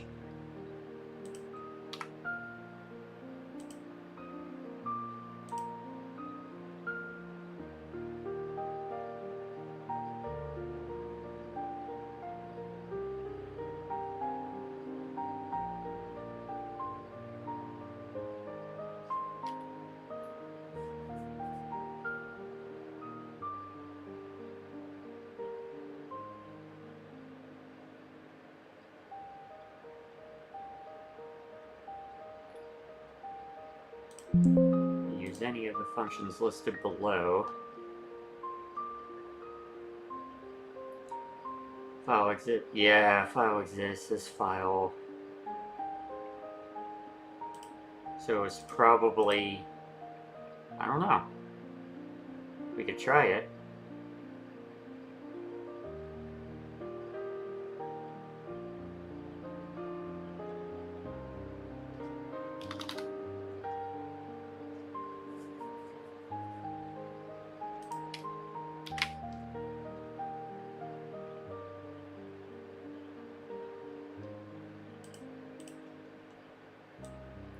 So basically when you use a check on a file in PHP to see if a file exists, PHP has an internal cache to keep track of it, so if you call it again on the same file, it'll know. However, we were not clearing that in this test. I don't know.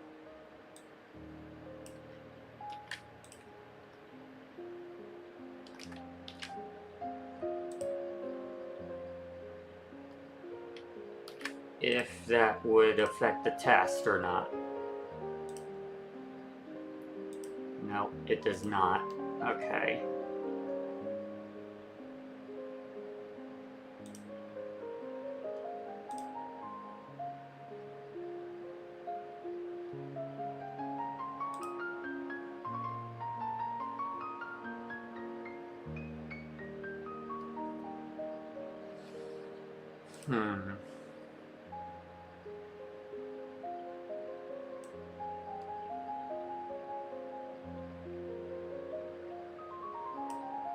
I'm not going to spend all day on this.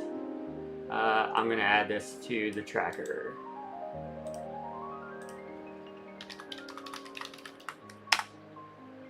That's going to be an issue we fix later.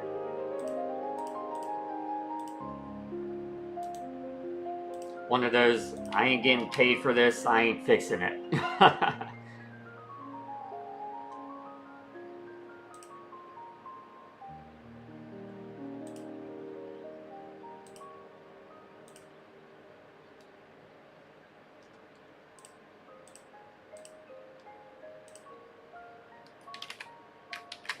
Not sure what that was.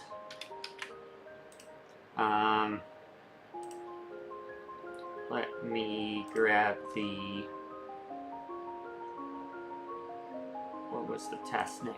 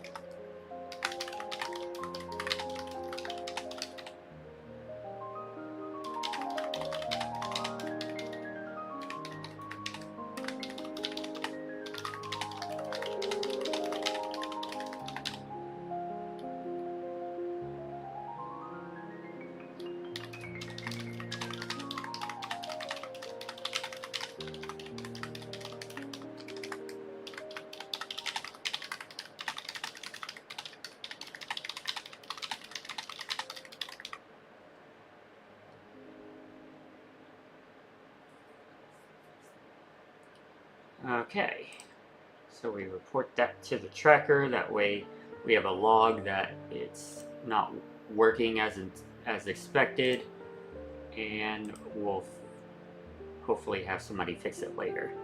And the rest of the tests we're going to have to rerun because of that. Let's see here. We started with critical air display, crypt. So we need to rerun those tests. I don't know if it's going to work though. I may have to refresh this page.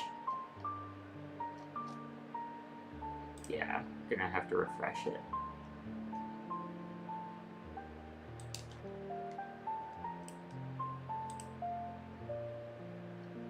There we go.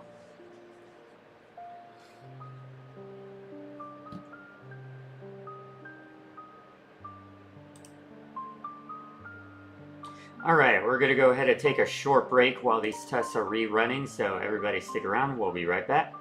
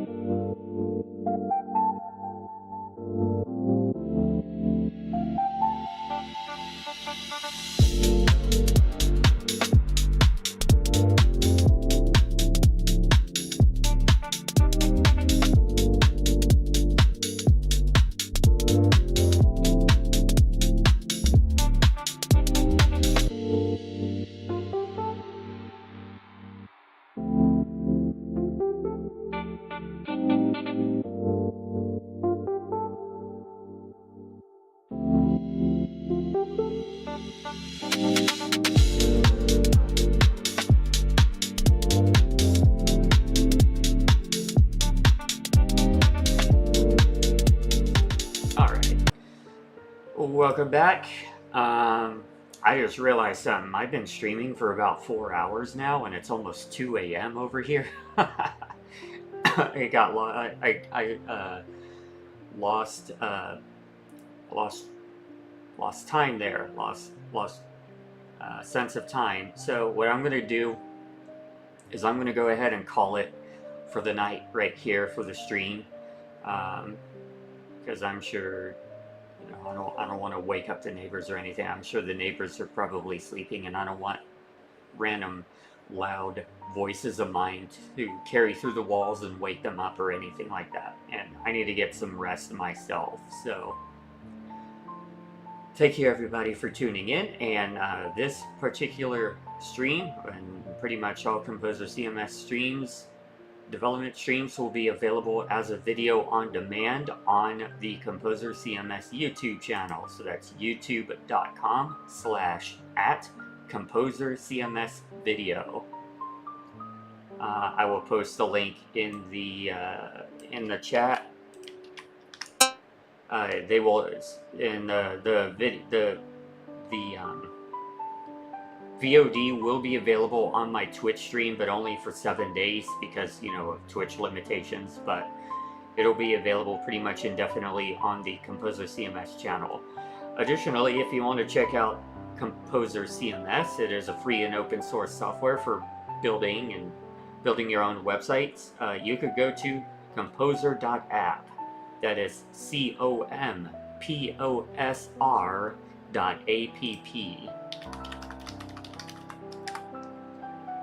This site here. And you could download version 11 beta 7. We're currently working on beta 8 right now. We're doing the testing and everything for the beta 8 release coming up. But you could download and play with beta 7. It is a little bit buggy, just, you know, FYI, it is beta. Or if you go to the old website, compo.sr, you can download the stable but not really maintained anymore version 10. So you could do that as well.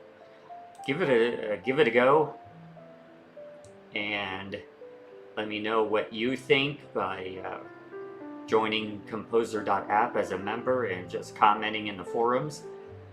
And with that being said, thank you everybody for tuning in to this development stream, and we will see you next time.